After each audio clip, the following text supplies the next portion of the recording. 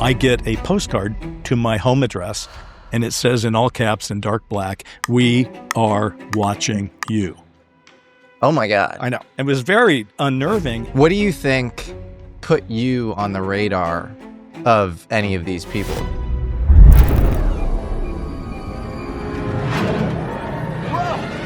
Dark Skies was an NBC series about an alien invasion set in the 1960s. Which you co-created. Yes. We're running the show, and it's going to air that night. We say, let's have a party. I'm at a premiere party with all of these big wigs in Hollywood, and some guy walks out. And he says, you guys got a lot right. But you also got a lot wrong, and that's why I'm here. He just starts writing something on a piece of paper. And he goes, put this in a safety deposit box for about 10 to 15 years. I go, what is this? And he goes, Secrets of the Universe. Whoa. Good night, folks. They're going to tell us when to write and how to write. So how would that work? You would give us ideas that you would want us to put in scripts? We didn't take the deal. Do you guys think that any other directors in Hollywood have taken similar deals? I am much more inclined now than I was when I made Close Encounters to really believe that we're not the only intelligent civilization in the universe. After Jaws, he had approached by some guys from Naval Intelligence or something, and he came and offered him a deal. And he took it. We all just watched Steven Spielberg's Disclosure Day, and it's just there are too many deep-cut things. I think he got a lot right. No, he gets a lot right every time. I had a whole previous disclosure experience when I was 18. We lived right next door to this family, a guy named John Herrington, his wife Lois. He goes, listen, I got a new job. I have a higher clearance level than the president. Aliens are real. They're here, and I've seen them. Reality is not what we know. This is what kicked off decades of high strangeness. I have seen 6 people die in pretty horrific ways, like Final Destination type, but I was in the middle of them. What? So I lower the paper, and there's a woman standing at the foot of my bed. Her eyes are 2 black circles that are undulating. You also saw a Nordic alien? I did. On Orcas Island. And he said, ignition sequence start. How is this possible? Nothing too unusual about that. Their existence cannot longer be denied.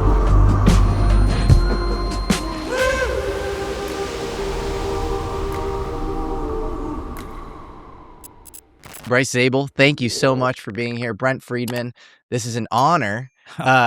This couldn't be more perfect timing because we all just watched Steven Spielberg's Disclosure Day, and both of you guys have just illustrious Hollywood credentials.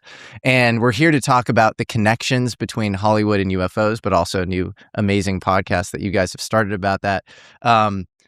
Bryce, you are the former chairman and CEO of the Academy of Television Arts and Sciences. You've created 5 primetime TV series, including Dark Skies, which you co-created. yes. Yeah. And it is just incredible. It's a kind of a cult classic, and I want to get into a lot of themes there. You were a writer on Taken with Steven Spielberg, and you co-authored AD After Disclosure with Richard Dolan, obviously legendary UFO researcher. I know you guys do a lot of media together as well. And Brent Friedman, you are a writer-producer, obviously Dark Skies, Mortal Kombat, Star Trek Enterprise, Star Wars, The Clone Wars, and many others. And you have some very interesting stories as well, which you guys share on your new podcast, Sound, Light, and Frequency. Thank you both for being here. Thanks for having us. This is a real pleasure for me. I'll let Bryce tell his own story, but I've been a fan of your show for a long time, listened to so many episodes, and learned a lot. We talk about your show all the time. We keep doing shout-outs to your show on our show because you are bringing it, and we're happy to be here. Thanks for having us. Where do we start? Maybe the title, Sound, Light, and Frequency of the podcast, that came from a very interesting story. Let's get into that. You just made Dark Skies. You're doing this party, right? Around its release, its premiere. Yep. And what happens? Somebody enters the scene. Well, I mean, the only thing you need to know is that Dark Skies was an NBC series about an alien invasion set in the 1960s. My name is John Lowengarth. I'm recording this because we may not live through the night. They're here, they're hostile, and powerful people don't want you to know. History as we know it is a lie. So it was kind of at the time, kind of a home run to have a network say, we're going to give you $40 million to make a bunch of subversive television because the pilot said JFK was killed because he was going to tell the truth about UFOs. So we're celebrating, right? We're on the air. It's a cool thing. There's buses driving around LA with our Dark Skies logo on it. And it's cool. It's a great thing. So we say, let's have a party. And we have it at my house, the same place I live today. All right. And there's 200 people in the backyard, which is a lot of people. It's a nice party. But Brent and I, we know every single one of them because we're running the show. And these are network executives, studio executives, casting crew. Yes.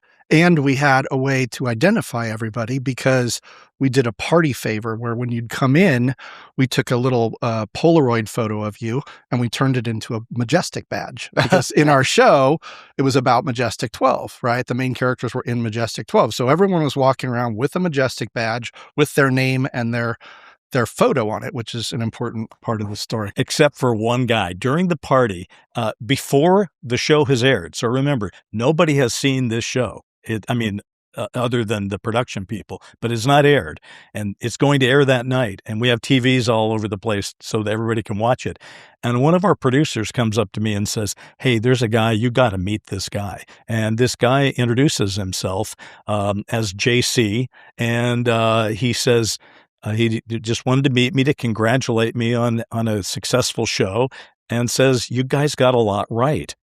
And he basically is saying that he has seen the pilot. All right. And I kind of challenged him. I said, well, if you've seen the pilot, what happens after that crop circle scene? And the guy goes, oh, yeah, that was great. They go back to the Majestic headquarters. They do that autopsy thing and they pull the ganglion out of the guy's head. And I'm looking at him going, well, yeah, that's exactly what happens. And it was very unnerving. And the baton gets tossed to Brent here because I basically had 200 people in my backyard. I got people saying, where are the appetizers, right? And I've got people saying, the network guy wants to talk to you and say something. Mm-hmm. So there's a lot going on. I don't know this guy. And I say, look, I don't know you. I don't know exactly why you're here. You were not invited. You should leave. Mm-hmm. And then I left and thought he'd escort himself out of the party. I had other things to do, but that's not what happened. Cut to Brent. This is my first TV series. So as Bryce said, huge. It's on NBC. It's the lead of their trilogy night. I'm at a premiere party with all of these like big wigs in Hollywood. But I've seen the pilot at this point 100 times, right? Through all the editing and the post-production. So I'm less interested in watching it on the monitors with everybody. About halfway through, I lose interest and I'm thinking, I just want to find a place where I can like go out into the backyard and look at everyone and watch them watching it. So I go out by myself and I'm just standing out there and I hear a rustle in the bushes behind me. And I kind of turn around and some guy walks out and he does not have a Majestic badge. Right. And so I'm already thinking, I don't know who this guy is. And he's like, hey, Brent, how's it going? And I'm like, and I don't know his name. And I'm thinking, is this like an NBC marketing executive or something? But he knows me. I go, that's going pretty good. He goes, yeah, you guys got a lot right. Now, sidebar, in that moment, what that meant to me was I had a whole previous disclosure experience when I was 18 with a guy who was a family friend that was in the Reagan administration. We can go into that later. But I took some of those ideas. I told Bryce over a lunch about them, which is what got us making Dark Skies. So there was some truth in the show. And this guy is suddenly standing there saying, you got a lot right. And then he says, you must have talked to someone. And I felt my whole stomach cinch up. Cue the eerie music. And right in that moment, I thought, I'm going to jail. Remember, I'm just like, I'm what, 40, Yeah. 35, I don't know, I'm like mid-30s, first TV show. And I'm thinking, here I am on the precipice of greatness. And there's because the guy looks like a cross between a frat guy and, a typical FBI agent, kind of clean cut, round 30. He's got a white press shirt, navy blue blazer. So what you're saying, other than me being above 30, like me, looks like me. You're too old to be a got the jacket and the shirt, the collar. So here's this guy, and I'm like, I'm seeing my whole life flash before my eyes. And he goes, but you also got a lot wrong, and that's why I'm here. And I'm like, I'm thinking like, who is this guy? And so we start to talk, and he lays out that he is from the Office of Naval Intelligence, and they would like to talk to us about a deal where we could get access, we could get information that we could then help them with their slow drip disclosure program. And just to complete, now that this two stories kind of intertwine here, because the show is now on by the time Brent is talking to him at the barbecue. And I'm going back in the house I don't know what I'm doing, but I'm going back in, and I look over, and there's this guy I threw out of the party an hour ago, and he's talking to Brent. And I'm thinking, that's not right. So now I joined this story, and now you got Brent, me, and the guy who said he's from the Office of Naval Intelligence. And by the way, we are getting to sound, light, and frequency. Yes. So there I am. I'm talking to this guy, and my wife comes up, and she's looking for me. Bryce sees this guy. Suddenly, my wife is there. So there's all these people talking, and the guy says, yeah, so anyway, we'd like to make a deal with you. Here's my card, and he gives me the card, and all it says is J.C. with a 310 number on it. Nothing else. Give me a call, and we can talk about it. And I kind of say, okay, fine. And he kind of looks at me, and his demeanor up until this point had been like, fairly genial. And probably, by the way, because the guy that tried to throw him out of the party is Bryce now looking at him. So, So now he gets a little bit more serious, and he says, I can see you're not taking this seriously. And he looks at my wife, and he goes, ma'am, can I borrow a piece of paper and a pencil? She kind of like goes into her purse, and she pulls out a piece of paper, she takes an old ATM deposit envelope, right? You have to put your checks in there. She rips off the triangular fold down. She gives him that and a pen, and he takes it in front of all of us, and he just starts writing something on a piece of paper, about 30 seconds. And then he folds it up, and he goes, here you go. Do me a favor. Put this in a safety deposit box for about 10 to 15 years. And if we don't make a deal, then you'll know I was for real. So I take it from him, and I kind of look at it, and I go, and it's an incomprehensible like formula thing. And I go, what is this? And he goes, sound, light, and frequency, secrets of the universe. Good night, folks. And he turns around and walks out. Whoa. Is it a math formula? Not particularly. It's got some symbology in it, and we're weird. actually looking into it right now. I'd love to come back on your show someday and show it to you and explain what I want to we're see finding this out. thing. Yeah. You should use AI and try to decode it. We have We're done doing a lot that, of, and a we're- lot of different things. We have a lot of people someone wrote a 22-page analysis of it. Oh my God. I know. So it's weird, and we can talk about that later, but I wanted to at least give you the understanding of what sound, light, and frequency meant, right? Why we named the podcast this, because this is what kicked off decades of high strangeness, starting with that show. Now, I'm an experiencer, so my high strangeness started going all the way back till I was a child, but it all kind of culminated in Dark Skies and brought Bryce into this crazy experience that went on for a while, because that was not the only time we talked to JC. So what happened next? Actually, it's almost important to talk about what happened before. A year before that event, we were shooting the Dark Skies pilot. Okay. And by the way, we're not here to talk about a 30-year-old show, other than it exists in a framework. Well, everybody should watch it because it's a really it's great fun. show. It is fun, but it exists and it's in predictive, I think, of a lot of Correct. things that seem to really dovetail with real whistleblower accounts. Absolutely. Yes. And as we've been I guess we're using the Sound, Light, and Frequency podcast as a bit of an active investigation to try to see if we tell our story, will other people tell us their stories? And that's actually starting to work. Anyway, things we had forgotten almost were this one. A year before, when we're shooting the pilot, I get a postcard to my home address, and it's got a picture on the front cover, which, by the way, you should put that on your show if you want. Yeah. And it's a picture of a book, I believe from 1960, called Flying Eyes. And it's these eyes flying in the sky looking at whatever. And I turn it over to read the postcard, and it's been typed on an old-style manual typewriter with a very black ribbon, and it's all in caps, all right? And it's not like Tom Hanks used in, Band of Brothers and all that kind of old thing. And instead of it being a sentence that goes across all in caps, it's 4 words, 1, 2, 3, 4, stacked on top of each other. And it says in all caps in dark black, "We are watching you." Whoa. So that's pretty. So so Brent, of course, was thinking about his interaction with this guy that was the Secretary of Energy during the Reagan administration and wondering about that.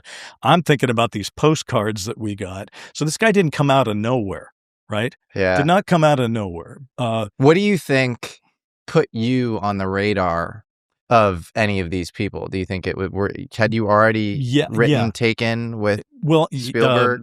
No, that came after. After. But I had done a couple of UFO things. And of course, Brent and I were at that moment doing a very highly anticipated pilot. People were talking about it because of the way we sold it was interesting. But that's another story. But prior to that, I had written the first Sci-Fi Channel original film, and it was called Official Denial, and it was highly ufological. I mean, it had everything from Majestic 12 to abductions to crash wreckage and organic spaceships and all this stuff in it. So put that on the radar. I'd even written UFOs and Men in Black into the Lois and Clark series when I worked there. So I was sort of a UFO guy in making. And then we got Dark Skies. So maybe that's what put us on the radar. On the radar of the powers that of be. Somebody. Right. Well, so that's Bryce. Bryce was doing a lot of work in this area. I had literally done no work in this area. But again, I should bring you up to speed on this when I got disclosed to, because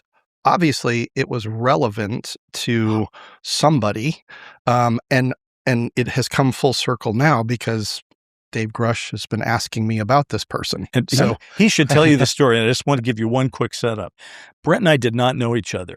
His wife was my assistant on a show called Mantis that I was producing. And she, I had all these UFO books in the office. And she said, "You should meet my husband." So we went out to lunch, and he told me the story that he's going to tell you right now. And when I heard it, I went, I don't even know who this guy is. I don't even know if this story is true, but it's a hell of a story, and I'd like to work with him. And that became our origin, if you will. Yes, that was our meet cute. That was our meet cute. Yeah. And how cute it is, but we did meet.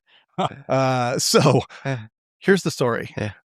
I grew up next to a guy that I revered when I grew up in the Bay Area in a place called Walnut Creek, which is East Bay. And we lived right next door to this family where there was a guy named John Herrington, his wife Lois, his 2 daughters, I'm not going to name them.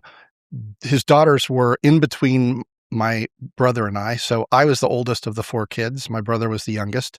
And I mean, we literally lived right next door, and there was like one gate between us. And we lived on these pretty big pieces of property. So we didn't have any other real neighbors. It was just us, kids growing up. And John was a man's man. He was all the things I wanted to be. My dad was an artist. And so I wanted to be an athlete. I wanted to do all these things. John taught me how to throw a football, got me into football, taught me how to hold a gun, shoot a BB gun, like just all these things. And loved my dad, but he was an artist. He wasn't interested in any of this stuff. So he was like a surrogate father to me.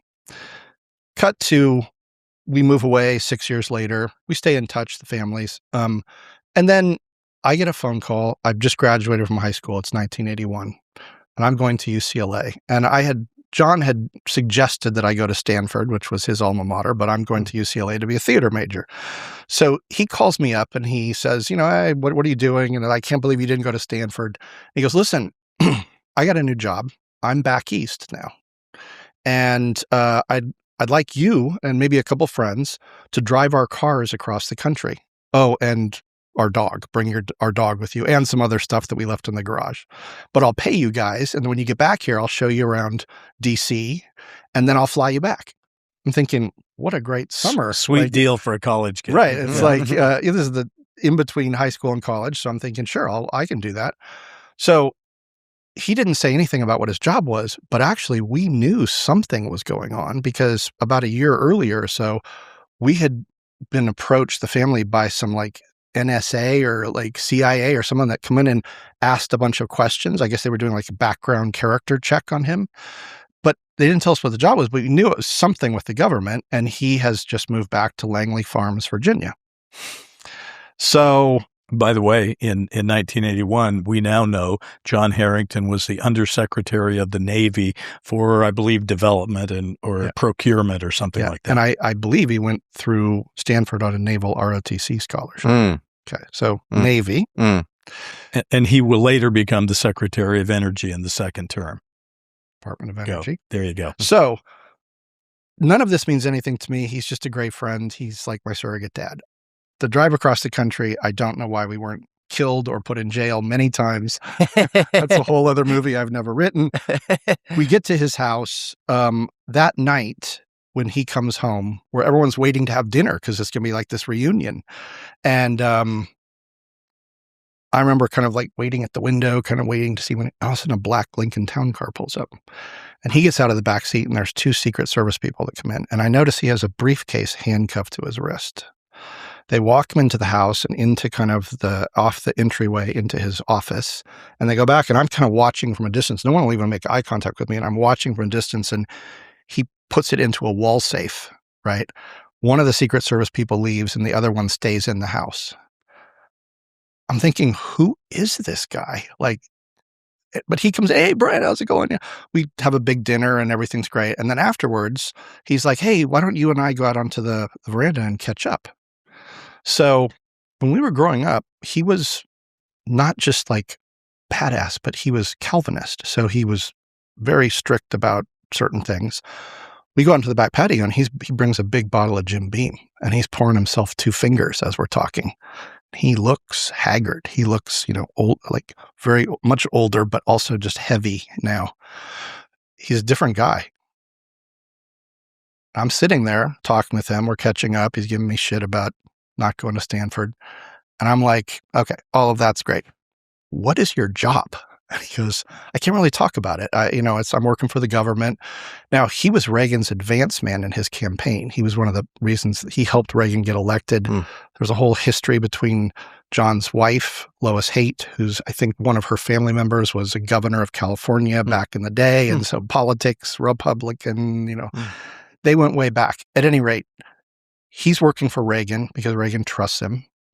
And this is a super smart guy.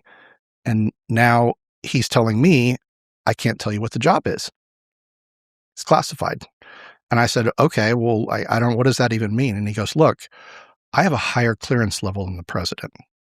Now, 1981, 18 years old, I was not a standout in civics. I was like, that's impossible. The president, there is nothing higher than the president.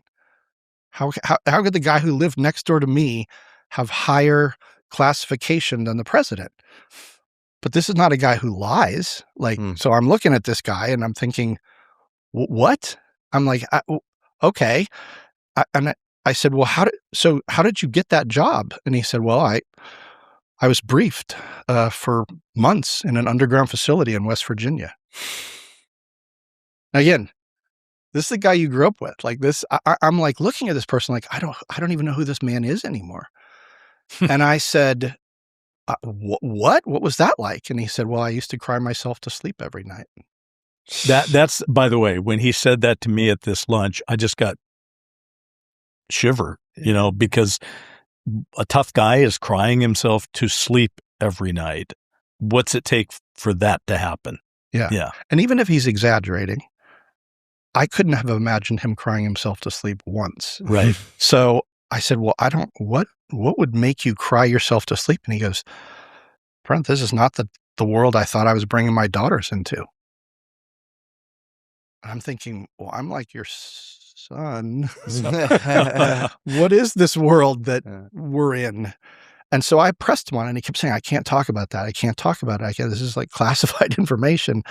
And finally, after he'd had a couple drinks, he said, all right, look, I know when you were growing up, you were into science fiction and comic books and all that stuff. I can tell you this. Aliens are real. They're here, and I've seen them. Just like that.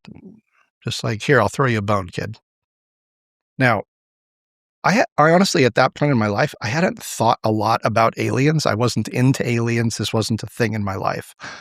But this felt huge. Like I couldn't wrap my brain around it. And I said, well, are they alive?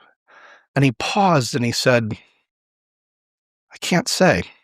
I said, you can't say or you won't say? And he said, I can't say.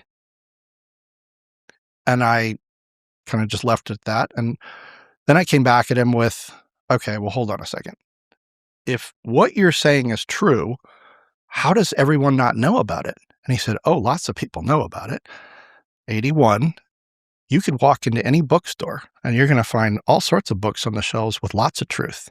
But right next to them are the books that we publish, full of propaganda. It's a multi-billion-dollar campaign to cover up the truth.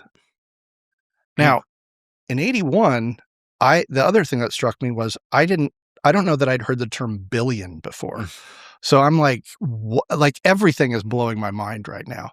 And I'm thinking, what? Like, I just had not considered any of this. And I was like, okay, why does the truth have to be covered up?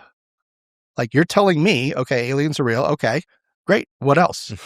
And he said, look, we live in a God-fearing country. Again, 1981. There's only one thing that keeps this world spinning, gives everybody the control they need. That's the global economy. If you disrupt that by taking away the reason for people to live their lives, everything falls apart, and governments of the world will not be able to control the populace. So what's the advantage of giving people the truth? And I was like, well, so you're telling me it'll never come out? He said, if it has to. I said, well, in our lifetime, maybe. And why would he tell you, an 18-year-old, if he's classified? Well, did you ask him? I asked, well, yes. So he's telling me all of this, and each thing is just like a brick on my shoulder. I'm just like, this is a lot to process. And I said, wow, okay, well, I guess now I know why you cried yourself to sleep every night. And he said, no, Brent, you don't understand. This was day 3. He'd been there for months. And I'm thinking, okay, I'm out. I'm like, I can't take. Yeah. And I said, well, I how do you know I'm not going to tell anybody this? And he goes, I'm sure you will. Question is, who's going to believe you? You're an 18-year-old kid. You're going off to college. You're going to tell a big story. You use my name, I'll just deny it. Now, in the years following that, I did tell a couple of people, and they were like, wow, that's such a great story. And I could tell no one believed me. And I just started to just lose interest in even telling the story because, like, all you end up looking like is an idiot. Although I did make Brent tell it to me multiple times because I wanted to see if it ever changed. If this, I'm a journalist by training, so I thought if he tells it multiple times and it's something he's riffing on, then the riff will change a little bit. But it never has. And recently, a couple of things have even happened that make us more sure than ever that it's a true story. Yeah, share some of that. Well, I mean, the one thing that's most obvious, and Jesse, you must know this yourself, many of your audience does, there are underground facilities in West Virginia, but we did not know about them until the Washington Post, I think it was the Post that broke this story in the 90s about Greenbrier Inn, and there's another one, and Greenbrier was where they were going to evacuate Congress in the event of nuclear war, so there was a place, but in 1981, nobody knew that. Do you think he was talking about Greenbrier? He didn't say, but again, he was talking about an underground facility in West Virginia. I couldn't have shown you on a map where West Virginia was at that time. I did not know there were such things as underground facilities. So when I told it to Bryce, that was probably just part of the story. But then it was years later when it actually came out, like Bryce said, that there's a whole story. And now you can go visit it. It's like a tourist place. We could do a show from there. Do you think what freaked him out so much dealt with the fact that he had this Calvinist Christian background? Or do you think there's something much darker than just aliens at the surface level of what he sort of was briefed on? So excellent question. It's the question we get a lot. I get a lot. And I regret having not followed up with him to ask that question. I frankly was just too overwhelmed. I was like, it's the whole drinking from a fire hose thing. I just had too much information too fast. What was your instinct, though? Because I often, like before you wrested the aliens thing out of him, he's saying, this is not the world I thought I was bringing my daughters up in. Yeah. Your mind must be racing. Like, what is he talking about? Are you thinking anything specific there? Or? No, I think at that moment, I didn't have, my imagination wasn't developed enough to even, start to think, well, are we in a matrix or, I didn't have any of that language, right? I just was like, what does that mean? All I knew is I don't like it. Yeah. I don't like what he's talking about. And so I didn't have an opinion then. Since then, I have developed many ideas and theories, and people have asked me too, like, well, how do you know he wasn't lying to you? How do you know this wasn't a psyop? Well, technically I don't, but again, I think why I set the story up with the context is that I had a really strong relationship with this guy, right? For him to use me as part of a psyop, and by the way, what's my value as a psyop? As an 18-year-old student, it's not even like I'm going into film school. I'm going to theater at UCLA. Right? Like, so I'm absolutely worthless on every level, but particularly him. So I have to scratch that off and say, well, I wasn't a psyop. And then I go, well, why would he lie to me? Right? Like, that's such a weird, specific lie. No reason. So then I'm into, why did he even disclose to me? Well, it sounded like he needed to unburden himself. And he looked haggard and run down, and he wasn't this man's man that you had grown up with. And so you can imply, as I do, that by saying this isn't the world I thought I was bringing my daughters into, well, how do you protect your daughters? You don't share any of this information. So my guess is that he probably hadn't shared anything with his wife or his daughters. Well, they were only my age at that point. And so who does he talk to? Right? Who's that outlet? I mean, at the end of the day, this is a super smart guy, badass, very successful, but he's human, right? And he's having to carry, and he's a lot of integrity. He's having to carry these stories, which are, as he's saying, lies, right? The public is being lied to. I'm sure that doesn't make him feel good. Yeah. But I think in the intervening years, my theory has gone to the truth that he had to process was that reality is not what we know, right? That includes history. That includes the things we're being taught in school, just everything. And I think that is what would make him cry. Like, how I brought kids into a world I thought I understood. The rules of that world are not at all what I thought. And now my ability to protect those children, to bring them up and give them the life I had, is gone. So wow.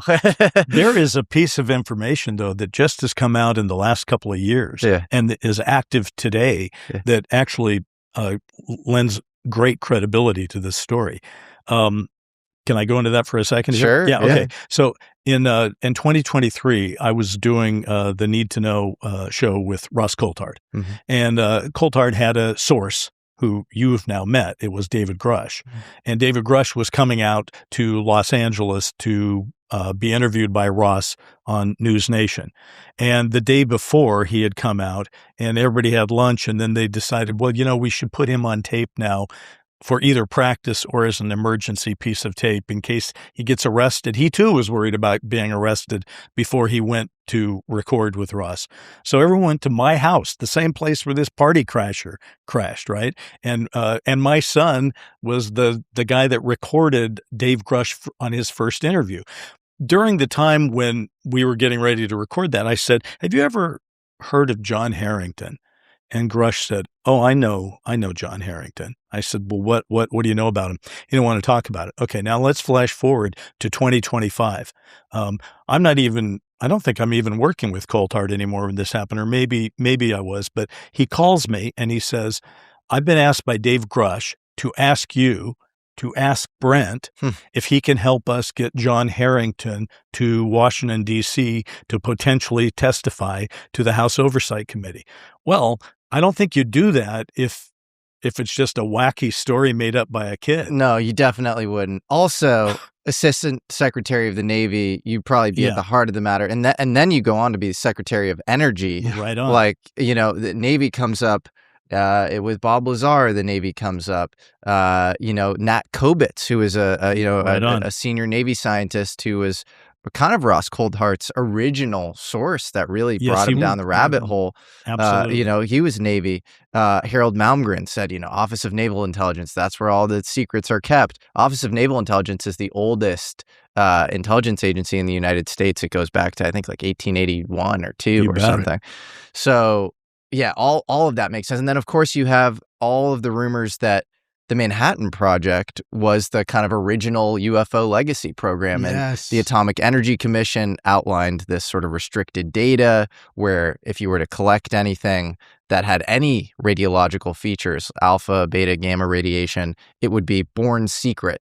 There's just so much meat on that bone when it comes to both Navy and, Atomic Energy Commission, which turns into the DOE. So it just makes sense. And by the way, when the guy who said he was from ONI said you got some things right, one of the things he said we got right is we had the guy running Majestic 12 be from the Navy. Okay, and they thought that by was John Herrington. Inspired by John Herrington. Go. And you got to add the final piece here. John Herrington, not John Herrington.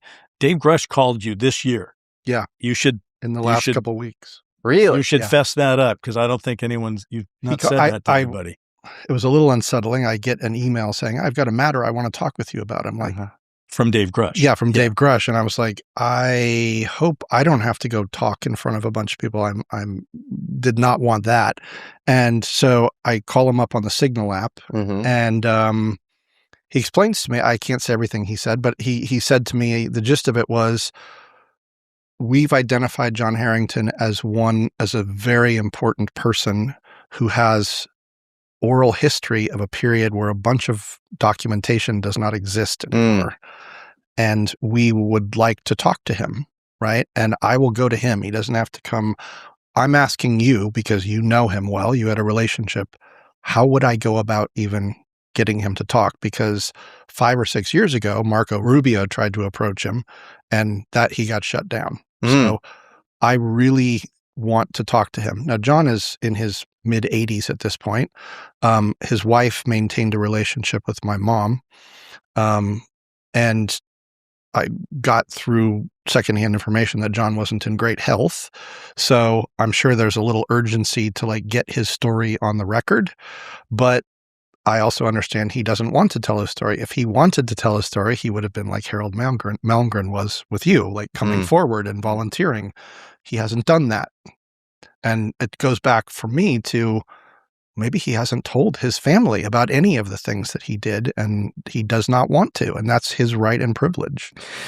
Wow, this is so fascinating. It's almost like he was maybe Majestic 12 or at that level. You have Bobby Ray Inman, who was Navy, and then he ended up as, I believe, he was both director of the CIA and director of the NSA at the same time, I think, or maybe he was deputy director of the CIA and director of the NSA. And you have all of these guys who seem like they're high up in the Navy, and then they are all over this issue in this sort of lore. And so I wonder how much he knows. And it's interesting too that he wanted you to go to Stanford. Do you ever think about that? Like maybe he was grooming you a little bit, and he was like, "Why didn't you go to Stanford? Maybe you could have gone down the same road I did." That's a great theory. I have no one has ever proposed that. That's really interesting. I like that. Have you thought about it, independent of me bringing it up? Right? No, I'm saying no one has asked it, and I had not thought of it. There was at one point. So he was a lawyer because you were like a son to him. And, Well, he was a lawyer, and he wanted me to follow in his footsteps and go to. He went to Bolt or Hastings Law School at Cal, so he went to Stanford. Apparently with a 4.0 in 3 years, like that kind of guy, top of his class, Bolt or Hastings, I think it was Bolt. And he had always been telling me, you should be a lawyer, take over my practice or come work in my, so maybe I was heading down that path. I don't know. people have said over the years, like, why you? Why would he talk to you? I think your theory is correct. I think in that moment, here's this kid he has a relationship with. He can just unburden himself. We're sitting out on the back porch, right? Yeah. And he just unburdens himself. And at the same time, I think he didn't want to tell his family about this, but here's this young man going off to college. It's like, here's some things you should know, kid. Yeah. Right. And to get even trippier, Yeah. a lot of these things seem woven together on this hermetically sealed level of like serendipitous interactions. Yes. And sometimes it deals with kind of like old money, old families, that sort of thing. And if he is married to Haight. Lois Haight, is this of like the Haight Ashbury, I think so. the It's same spelled name? the same way. And the sort of this, almost royal Californian, like king-making family, like that seems kind of interesting as well. And it's very interesting. Yeah. This is, as we've talked about, not just a story, but a lot of the things that have happened to us, there's a point where you get the tipping point of coincidence. Yeah. And you go, okay, this cannot logically be a coincidence. All of these things, these connections and whatnot, you're into this thing where it's like, it's either synchronicity or it's designed. Yeah, but it's designed at a level that's higher than you. Yes. We were just talking earlier, about, you being the chair of the Academy of Television Arts and Sciences. And, the last writer to do it was Rod Serling, who I knew was my dad's godfather, but I didn't know that he had produced this sort of, preeminent UFO documentary in 1974, UFOs Past, Present, Future, until I had gotten into the subject. So there are all these things, I've experienced similar things, and you can't even talk about it. And then it also feels a little self-indulgent, and people start to think that you're like part of the conspiracy, and it's happening at a higher, higher level. And by the way, there's just one little Herrington note that you should point out. During Dark Skies, you heard from him. Yes. Okay. So this was interesting. We're in the middle of production on Dark Skies. I think it's just started to air. There's a lot of press at the time. And I come in and there's on my desk at the production office, there's an envelope from John Herrington.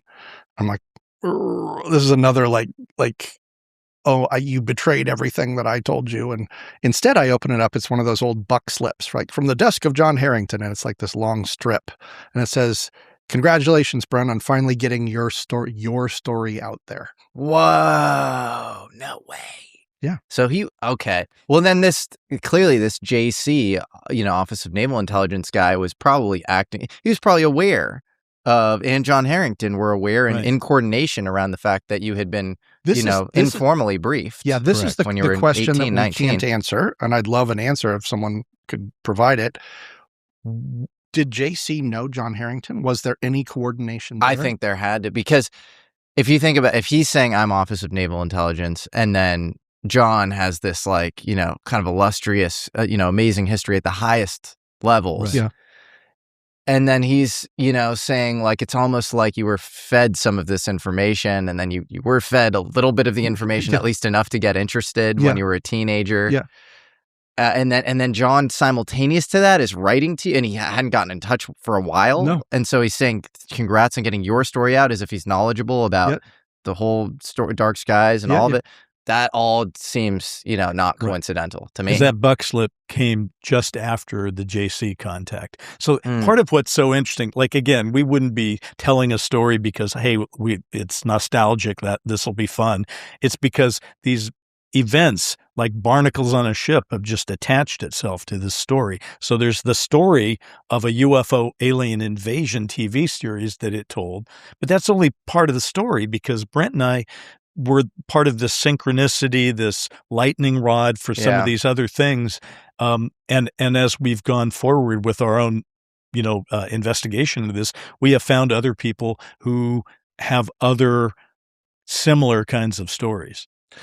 I want to close the loop on the JC story. Yeah. Yes. Because I'm sure a lot of the audience is like, whatever happened with that? Yeah. Did you take the Faustian bargain and end up working with him, or what happened next? There's two beats to that story, as we say in Hollywood. In the week following JC coming to the party. So now we go back to work, right? It's hard to make even bad television, but if you aspire to make good television, it's all encompassing. Because think about it, at any given time, you're shooting one episode, you're in post-production on another episode, you're in pre-production on something else, you've got a writer's room knocking out scripts. There's just a lot of work, right? So we sort of moved on. We just said, I don't know what that was, but let's forget about it and move on.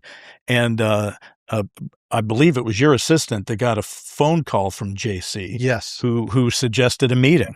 Yes. Well, so JC, first of all, we were very rattled once we were able to kind of talk and debrief after that first meeting. We were a little bit rattled. So I did not call him. He gave me the card. I did not call him. He called a couple times. So my assistant finally came in and said, "It's that JC again." And I'm like, oh. So I go in and I take the call, and he's like, "Hey, listen, we would like to follow up on our meeting, and I'm going to bring a superior over to your office, and we can have another discussion." I was like, "Okay, but we're click." Like, it wasn't, let's set a meeting. It was, I'm coming over to do this thing, right? And he gave me a day and a time, and it wasn't negotiable. And part of the setup was that I think he was saying, I think your partner needs a little bit of convincing, right? Because I'd been sort of the blocking character in this story, right? And so they did come to our offices I believe it was the week after this party. And what Brent and I decided to do is, okay, we had a conference room. It had, the glass window and everything, which we thought was good. That'd be a good place to meet with these people if they showed up, because we posted our security guys from the show. We said, just stand outside and look tough, right? Yeah. So there were witnesses too. We thought if anything untoward is going to happen, we don't want to, we want to see this. And so this guy did show up. JC showed up, the youngish, 30-ish guy, and he showed up with a guy who I say 10 to 15 years maybe older. And this guy, JC gave off sort of the intelligence vibe. The guy that he brought out gave off more of a military vibe. We'll call him the captain. We didn't call him in the meeting the captain, and maybe he was introduced as that. We've called him that since, because we don't want to call him the guy in the bomber jacket, right?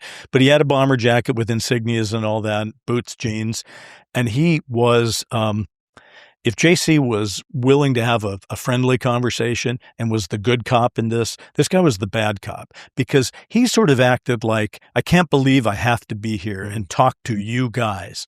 And so, but they were still there to sort of make a deal or to talk about it. And so remember we told you earlier where they had said you got a lot of things right. So we were like, well, what did we get right?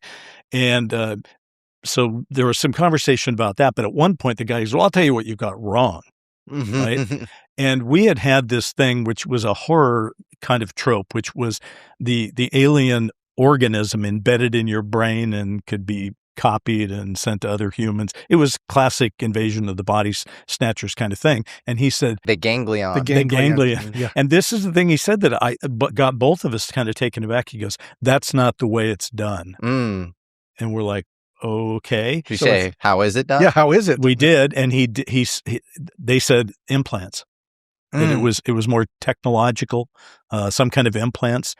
And the only thing I can tell you is, again, both Brent and I were in a different state of mind.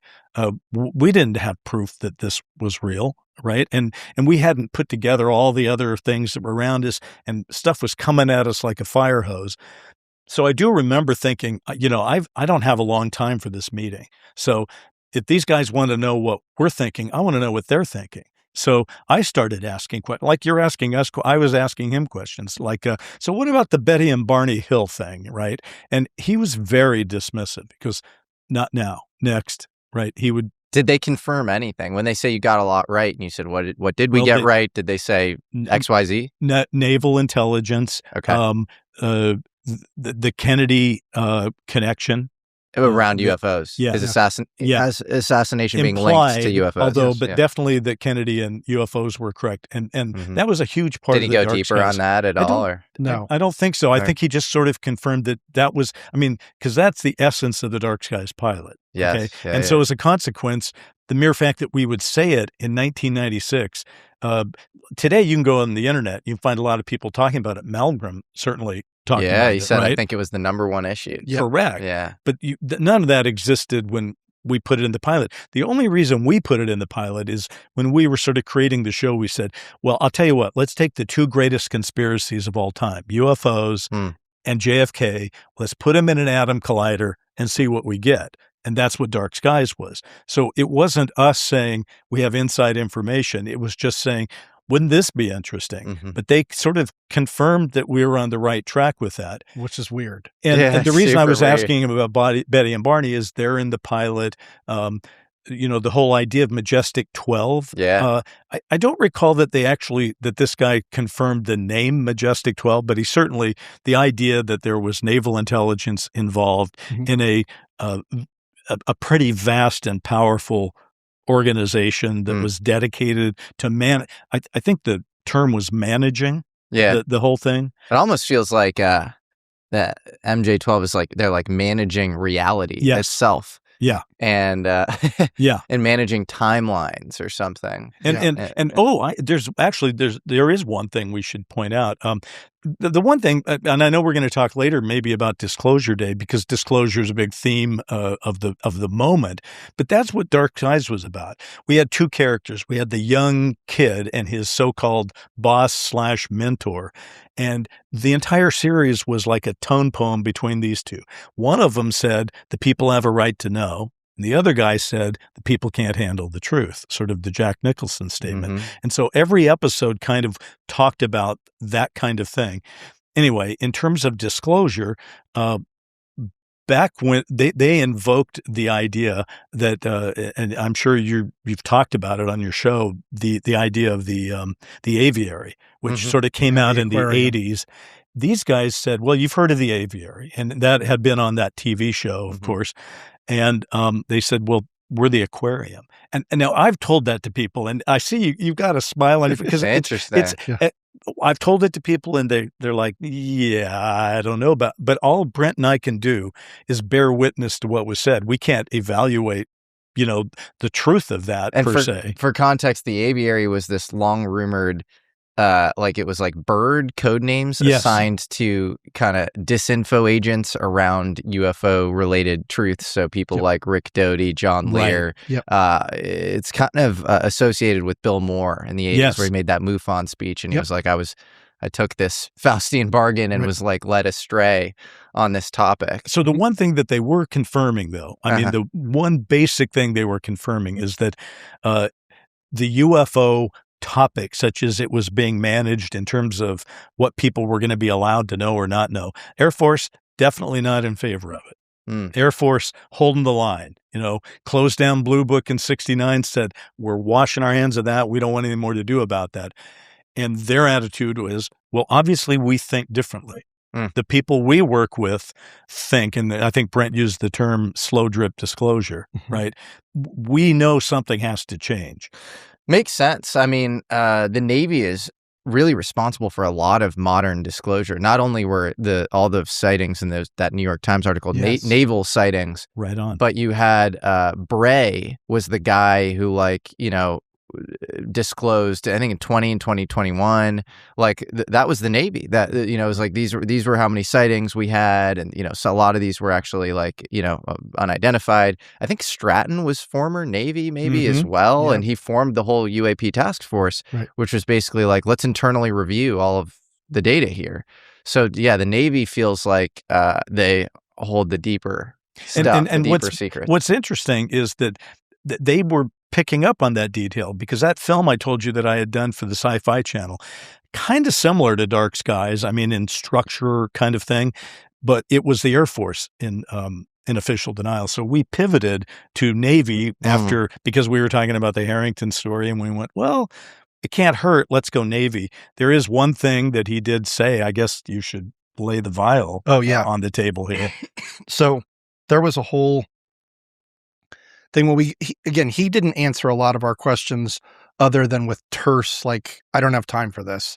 So we said, okay, well, what is it that you want to talk about? Like, you're here to tell us, what's the deal? It's access for influence, right? You want to influence our show. What do we get access to? What's the information? And he said, okay, here's this thing. It's all about the moon. He put a vial on the table, Yeah. and you've maybe seen them, about that big, Little glass vial, glass vial with a little black screw top on it. Scientists use them in labs and things like that. So he put that on the table and said, it's all about that. And so when we picked it up, we each got a slightly different view of it. You saw it first. So I picked it up. Well, first of all, so he says it's all about the moon. And he's also bringing this up because they've seen our show Bible. And in the second season, we deal with the space program. Right. And he was like, you've got to move all that up. So already we're getting a taste of, they're going to tell us like when to write and how to write and all this other stuff. What we were going to do in the second season, just so you know, is we were going to do we're going to go decade by decade every season. So the first season was the 60s. So in the second season, there was going to be an Apollo 18, even though that mission got canceled, right? So we were going to... That was our Dark Skies. Now, people have now speculated and done movies about that, but back then, that's what we were going to do. So he knew that we were going moon forward. Right. And his whole point is, forget about all this other stuff. It's all about the moon. He slams this little vial down. I pick it up. I look at it and I'm like, and I shake it like it's a snow globe, but there's no liquid in it. And all of it's like gold flakes, except it looks like fool's gold because actual gold doesn't really look that gold. It's like more dull. Fool's gold looks like gold. So it looks like these gold flakes and everything just kind of floats. But there's no liquid. What do you think he meant by that? It's all about the moon, and he puts the vial mining. He was implying things are being mined on the moon. So then Bryce looks at it, right? And I didn't shake it. So what I saw was just, less than half of it were these little flakes, and I just looked at it, and I have no experience with gold. I didn't know. But how do you go from like secrets around the nature of reality to like, I don't know. It actually deals with natural resources possibly derived from the moon. I don't know. Again, and he was saying it in a way that was like not even casual. It was like, how could you not know this? He had this like disdain for us. Well, Jesse, I have a theory though, because that is a great question. It's not like Brent and I have not spent a lot of time debating things like that. But here's a good example. What if his job was to find out how gullible the two of us were? And so at some point he pulls out this thing to test us to see if we'll buy that hook, line, and sinker. And by the way, just to put a little wrap on, because you said, did you take the deal? Obviously, if we'd probably taken it, we wouldn't be on your show. Maybe we would. I don't know. But what happened was during that meeting, I don't know why. I was just a pragmatic producer, and I knew that there were people on our writing staff who depend on residuals, right? That's how they feed their family. So I started asking, I know this sounds ridiculous, but I was in my executive producer, showrunner kind of mode, and I'm like, so how would that work? You would give us ideas that you would want us to put in scripts, and then who would get credit for, how about the Writers Guild with the residuals? And so I'm talking Writers Guild stuff. And actually, I did have one very specific memory. One of the things that really set him off is he was saying in the second season, you need to do more stuff in the water. Okay? More stuff in the water because Navy and USOs and all that. And I went into this riff about, water is very expensive. You got to get a tank and you got to shoot in the tank and, it takes forever in the studios. And that just set him off. And then when I started asking about the Writers Guild, he just got pissed off the two of them left. And so we thought, okay, that's it. But it wasn't it. There was one final beat on this thing. And that was, again, time goes by. Brent gets another call. Brent was the conduit. I'm the weak link. Obviously, I'm the one with the mark. I still am wondering if that's John Herrington being like, give him another chance, or something. It's a great thought. If this next beat was John Herrington, that's a little terrifying. It's weird. It's strange. So I guess the thing was, Bryce seems a little difficult. I believe is what they were saying. He seems like, we wouldn't ordinarily do this, but we do feel like maybe you should have one final chance. So that would fit with a Harrington. So they were trying to divide you guys, essentially. I think from their point of view, I was good cop, he was bad cop. Right. So, or foolish cop. I get this phone call. My assistant comes in and goes, "It's JC." I was like, I thought this was over with. And he said, "Listen, obviously that meeting did not go well. We're going to give you one more chance. Here's what's going to happen. I'm bringing in someone much higher this time. It's an admiral, and his boat is coming into San Diego. He said there was a ship in the Long Beach Harbor. In the Long Beach Harbor. And that they could not check us into the ship because you can't bring in a couple of Hollywood screenwriters onto a ship to meet an admiral to talk about UFOs. That ain't going to work, right? So I'm like listening to all of this, and he said, so what's going to happen is he is going to come off of the ship with a cover story of visiting a deceased friend.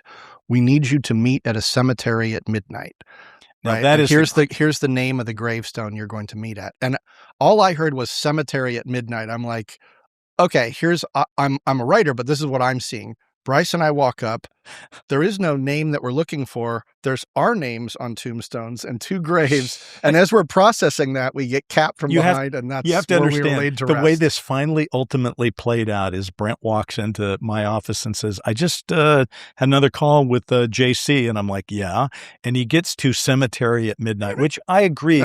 I agree it's insane. All we can do is bear witness to what happened. So again, we're not vouching that it seems reasonable. It seemed insane to us. And I said to Brent at the time, I've got a wife and I got 3 kids, and there is no way in hell I will be meeting anybody at a cemetery at midnight. And so we stopped calling them back. But we have, in terms of doing this new show, had to think about what our mental state was at that point. To be completely honest, Jesse, we talked about it. We said, if we were to push these guys for a higher standard of proof, and they were able to prove who they were, would we take the deal anyway? What's the answer there? And the answer was we just wouldn't. We just felt like we would cede the narrative thrust of our own show to people who we didn't know what they would demand of us. We didn't feel good about them. I mean, the guy that we thought that the guy that came and was so abusive to us in the conference room would be our boss. And we thought, we already have studio bosses and network bosses. We don't need a boss from O&I, right? Do you guys think that any other directors in Hollywood have taken similar deals? I want to take a moment to thank one of today's sponsors, Zbiotics. Zbiotics pre-alcohol probiotic drink is the world's first genetically engineered probiotic. It was invented by PhD scientists to specifically tackle rough mornings after drinking. Here's how it works. When you drink, alcohol gets converted into a toxic byproduct in the gut. It's a buildup of this byproduct, not dehydration, that's to blame for the rough days after drinking. Pre-alcohol produces an enzyme to break this byproduct down. Just remember to make pre-alcohol your first drink of the night, of course drink responsibly, and you'll feel your best tomorrow. I have Zbiotics before my first drink of the night, and I wake up feeling totally normal the next morning. So go to zbiotics.com/Jesse to learn more and get 15% off your first order when you use Jesse at checkout. Zbiotics is also backed with a 100% money-back guarantee. So if you're unsatisfied for any reason, they'll refund your money. No questions asked. Remember to head to zbiotics.com/Jesse and use the code Jesse at checkout for 15% off. It happened to me in the woods. I was hiking solo. New year, no phone, no gear. I was just trying to find myself. That's when I saw it. Something glowing, silent, descending through the trees. A UFO. And stepping out from it wasn't an alien or an android. It was me. But better. Same face, same great hair, but something was different. This guy had perfect posture. He was wearing the perfect jean. And they start at just $79. 6 fits, sizes for every thigh on this timeline and beyond. Now, 2026 me wears the perfect jeans. They don't crush my thighs or my dreams.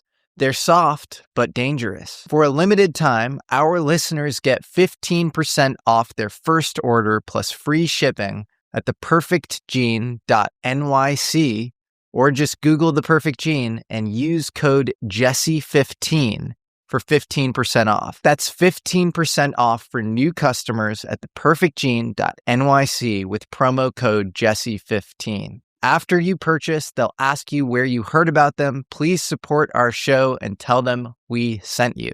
Your khakis and get the perfect jean.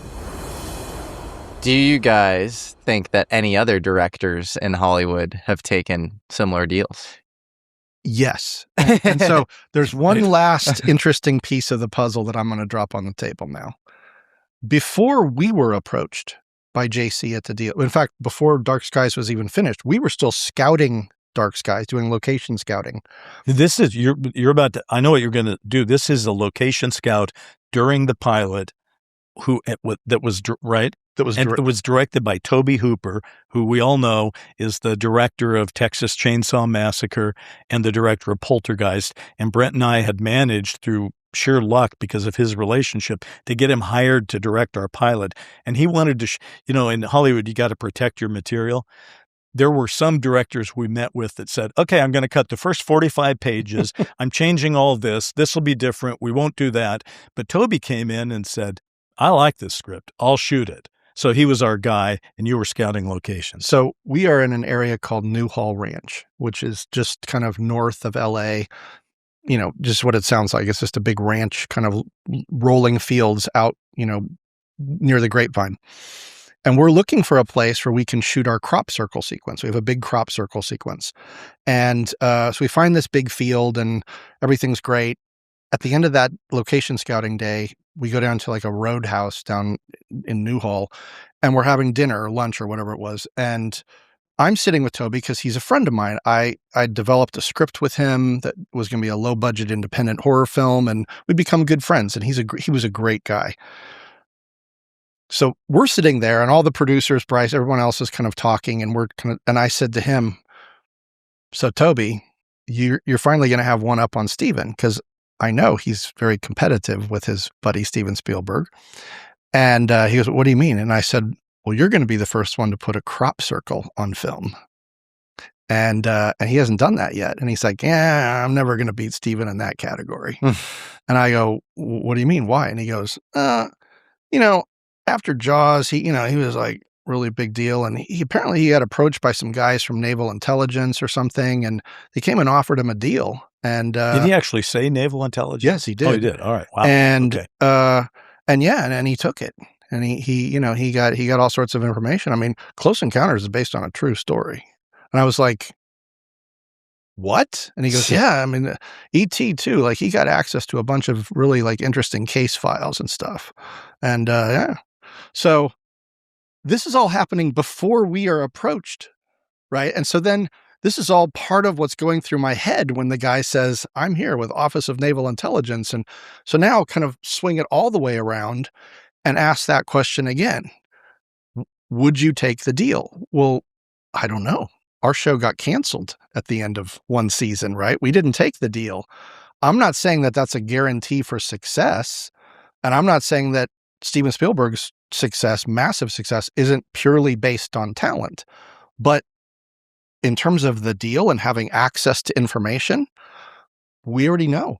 Other people have come forward. We weren't the only ones offered the deal. And why would we be? Well, right? It gets even crazier, right? Because Dark Skies, there was active intervention on behalf of Steven Spielberg, right, where you had to redo a whole season to adequately differentiate it from his projects. This is a painful story, to be honest. Brent and I have not told this story ever until this year.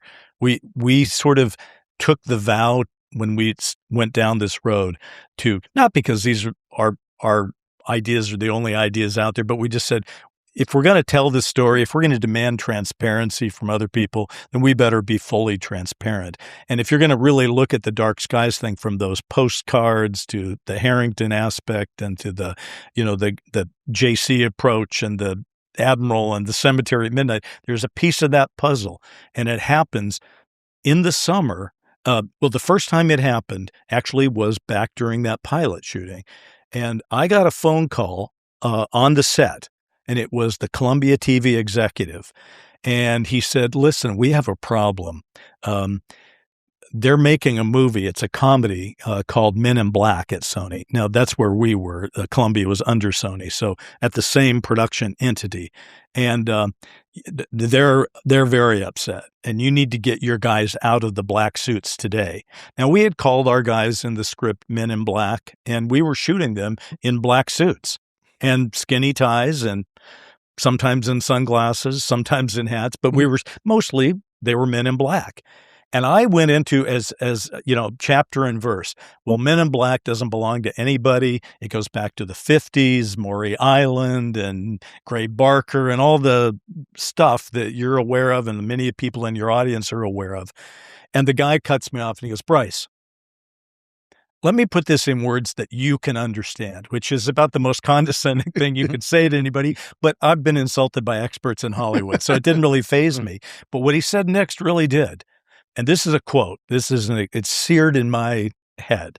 He says, get your actors out of the black suits today, or we will shut down your production and burn your negative. Jesus. Yeah. That's not, we're going to cancel your show. We're going to remove all evidence. We're going to delete you. Exactly. We're going to delete you. Now, from reality. So that's crazy. So we're going to Men in Black you if you don't get your Men in Black out of the show. Right on. It was terrifying. I mean, it was really terrifying because we're nobody. The people making Men in Black were a very successful director, Barry Sonnenfeld, and a successful producer, Steven Spielberg, a successful company, Amblin, with, it was just like, this is a big deal. So we caved. We said, okay, well, if that's all we have to do. So we started shooting, we did what they wanted. No more Men in Black in the suits. We started shooting. Do you think that was a Sony thing or a Spielberg Amblin thing? Well, it was conveyed to us. We never spoke to, look, we did not talk to Steven Spielberg or Barry Sonnenfeld. We had lawyers from Amblin talking to lawyers from Columbia TV, talking to executives from Columbia TV, talking to us. Okay. Right. But so anything we're saying here, definitely came to us, through lawyers and executives, but not directly. We never, had that kind of situation. And we thought we'd taken care of it. We actually did a find replace in our script. So everywhere we said Men in Black, we had to come up with a new name. It's not the best name, but it's the only one out of thousands everybody went through they could sign off on. We called them cloakers. Okay, so the cloakers dressed in green and blue and gray and brown, right? And we thought we had dodged a bullet, okay? Flash forward a year. It's now the summer prior to the show that's going to be put on in September. That's when shows debut typically in old style broadcast television. That's the big time, and so that's what we're aiming for. It's July. We are in the middle of shooting writing all the scripts and shooting scripts, and we are on TV. They've accepted our pilot. They're putting it on. They're promoting the hell out of it. And that same executive calls us and says, I'm coming over today. We have to talk. And he comes over and he says, I've just come from a room full of lawyers. And by the way, while I may slightly misquote it because I'm in a room with you without my notes, I took notes on a yellow legal pad as fast as I could in the meeting. And then Brent and I got out of the meeting and we sat at a computer and typed up with our mutual recollection the exact thing. So we made, notes that are pretty good notes. And he said, I come from a room full of lawyers and things have gotten out of hand. They've escalated. They've escalated beyond all reason, is something like what he said. And we got a list of 19 non-negotiable demands of things that had to change in our pilot. And these non-negotiable demands were shocking. They were things like, you can't have an elevator because there's an elevator in Men in Black. You can't have your secret headquarters in Washington, D.C. It has to be outside D.C.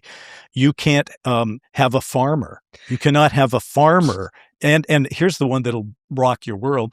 You can't do your autopsy. There can be no autopsy in dark skies. Because there's an autopsy scene in Men in Black. That's crazy. Yeah. That I'm almost wondering if the Office of Naval Intelligence is like, you should have taken the deal. You should have taken the deal. Right. And just there's an important piece of context about well, why is this happening now? A year goes by. Yeah. Well, when we were first approached, we weren't on the air yet. Right. We were just a pilot threat. waiting to go to see, was it going to get picked up? Right. At this point, it was right after we got picked up and we were going to series. And we were big. So we were now big then. they had made us change some things, but they were thinking, well, this may not get picked up, so we don't have to push it any further. The minute it was going to be on the air in September, suddenly they had to come in with like shock and awe.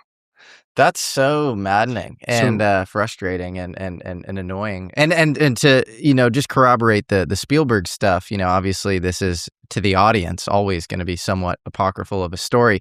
But you have stuff that's so verifiably, real in Close Encounters of the Third Kind. For example, you have crates with TRW and Lockheed on them. Right. You have on top of Devil's Tower, it's like they're playing tones, kind of like Valerie Ransone in the Ether ship. They were like trying to communicate with, aliens. And then obviously J. Allen Hynek, who was, chief astronomer of Blue Book, is there. Francois Truffaut is playing Jacques Vallée for the the whole movie. Right. Dustin Hoffman has like a sunburn, which shows kind of this UV radiation, gravitational lensing thing, which you can hear Hal Puthoff talking about in Age of Disclosure. Richard Dreyfuss. Richard Dreyfuss. Right. Sorry, not Dustin Hoffman. Yeah. He'd have been good in the role, though. I have to say. He'd have been great. Right? Yeah. And like looks slightly like And by the way, whether you believe it or not, put that aside, there's a whole kind of visual reference to Project Serpo in there, right? Because it's all of the there's 12 guys dressed in suits ready to go on an exchange program. Right. With their little travel bags. With their little travel bags and the whole thing. Yeah, and they come out of the, And then Richard Dreyfuss is number 13. Bag. Yeah. And he's the only one that gets... And Richard Dreyfuss also gets obsessed with like it's like the what is it the mashed potatoes. It's the shape of Devil's Tower where all of this is going to happen, right? Yeah. And so he's getting you go deconstruct that movie when he gets the ship over him and he gets the sunburn. He's getting a download. Yeah. Right. And he's getting that imagery. And it's almost like, and then that's what Melinda Dillon gets, like the woman who has the little kid that gets abducted. She's drawing, all these people are getting a download of something they become obsessed with. They all converge on Devil's Tower. Right. So there was a lot of stuff that was going on in that movie that was either very prescient or was informed to some degree. And E.T., very similar. You have this kind of symbiotic relationship where you have a syncing of like the heartbeats of the child and E.T. You have the mother's inability to see the E.T. walking around the kitchen, but the kids can all see it. Right. And you have that. They have that story of Spielberg screening it in the White House for Reagan. Yes. And then Spielberg says this in an interview himself. He says, Reagan looks around, he says there are about 5 people in this room who knows that everything they just saw on that screen is absolutely real. Yes. Crazy talk, huh? Yeah. Crazy. And then Reagan goes and talks to the United Nations and says, wouldn't it be great if we all united to fight off an alien invasion? I occasionally think how quickly our differences worldwide would vanish if we were facing an alien threat from outside this world. And yet, I ask you, is not an alien force already among us? Yeah, Totally. I mean, crazy stuff. The E.T. thing, we haven't done the episode yet, but we're going to do a whole episode. It's actually based on a true story. I didn't know that. Yeah. Right? Yeah, in Kentucky or something. Well, that's what got it started. That's what got it started. Yeah. That was the impetus for it. Wow. Where a family found an alien on a farm and they hid it in their barn and the whole thing. It was a movie called Night Skies, which he was developing as a producer. I had no idea. Yeah. I want to look into the original case. That's wild. Oh, it's very interesting. They hid an E.T. in the closet or something in the actual story. In the barn. Okay. Yeah. And it was communicating with a kid who was autistic. Oh my God. Yeah. That is fascinating. Yeah, totally. Yeah. So the point being is that whatever his official line is, there's evidence when you go back and look at some of these movies that he had some level of access. No, he's got it. He's got it because you watch Disclosure Day and it's just like there are too many deep cut things where it's just a little incongruous with his interview where like he'll say like, yeah, I don't know, his 2017 New York Times article, Leslie Kean and Ralph Blumenthal, it's like, got me into this stuff. And then you realize he's like, blurbed like James Fox deep cut documentaries before, like out of the blue. He's like, this is compelling. And you're watching the movie and it's like, it's not even, UFO disclosure, spoiler alert. It's like parapsychology disclosure, people's perceptive abilities and ability to like, kind of download information and assume identities and remote view and stuff. And so it begets like an extremely deep knowledge that, probably shows an organic interest that's deeper than what he lets on in the interviews, but also maybe you're being fed some stuff too. You can't go wrong with Spielberg and UFOs. Every story is great. Just to wrap that up, we did shoot 11 days of a different, to make him happy. So that cost us a lot of money. And there's 2 versions of the Dark Skies pilot that are out there because of that. And the only reason that we survived, because this executive said they want us to give the money back to NBC and fire you guys for stealing your idea from him. So we had to create a whole legal defense and everything. And it turns out that the guy that ran NBC, Don Ohlmeyer, turned out to be our patron saint because he said to them, he got wind of it. And he said, so let me get this straight. You want us to accept this, but they've already turned in the pilot to me. You know what? I'm going to air it. I'm going to air it just the way it is. F you. Yeah. Right? Wow. And so then the 19 non-negotiable demands became like 5 or 6 negotiable demands. And but by the way, one of the most bizarre moments in this whole thing, though, is while that was all going on, my agent called me and said, I've got Amblin wants to talk to you about a video game, and you get to meet with Steven Spielberg. And I said, are they aware that they're doing this to us right now? And my agent said, I don't think so. Do you want me to tell him? And I said, please don't tell him. And he goes, I said, should I take the meeting? He goes, well, you've already been damaged once. Don't damage yourself twice. Take the meeting. And so in the middle of this, I went and sat in Steven Spielberg's office waiting. He comes in, shakes my hand, says, great to see you again. I hadn't met him, but whatever. Very nice. Hits me on the back and says, big fan of Dark Skies. Whoa. It's like a weird power play or something? Don't know. Or do you think that's like he's just unaware? Like the left hand's not talking to the right hand and he actually just likes you got to give unaware priority thought maybe on that, because he seemed genuine. Both Brent and I have worked with him on various projects. I worked on Taken, as you pointed out. And the only thing I would say about the meetings we had on Taken, look, we got 3 guys here. We're all interested in UFOs, and we could probably off air go another 10 or 11 hours, going, what about that? What about that? He felt like that to me. He felt, a lot of what he gets credit for, putting into his films, if you're widely read, and once he made Close Encounters, virtually everybody that probably talked to him who had any story at all or ideas on UFOs said, hey, have you ever heard about? He seemed extremely well informed, but he wasn't throwing out ideas where I was like, I never heard of that before.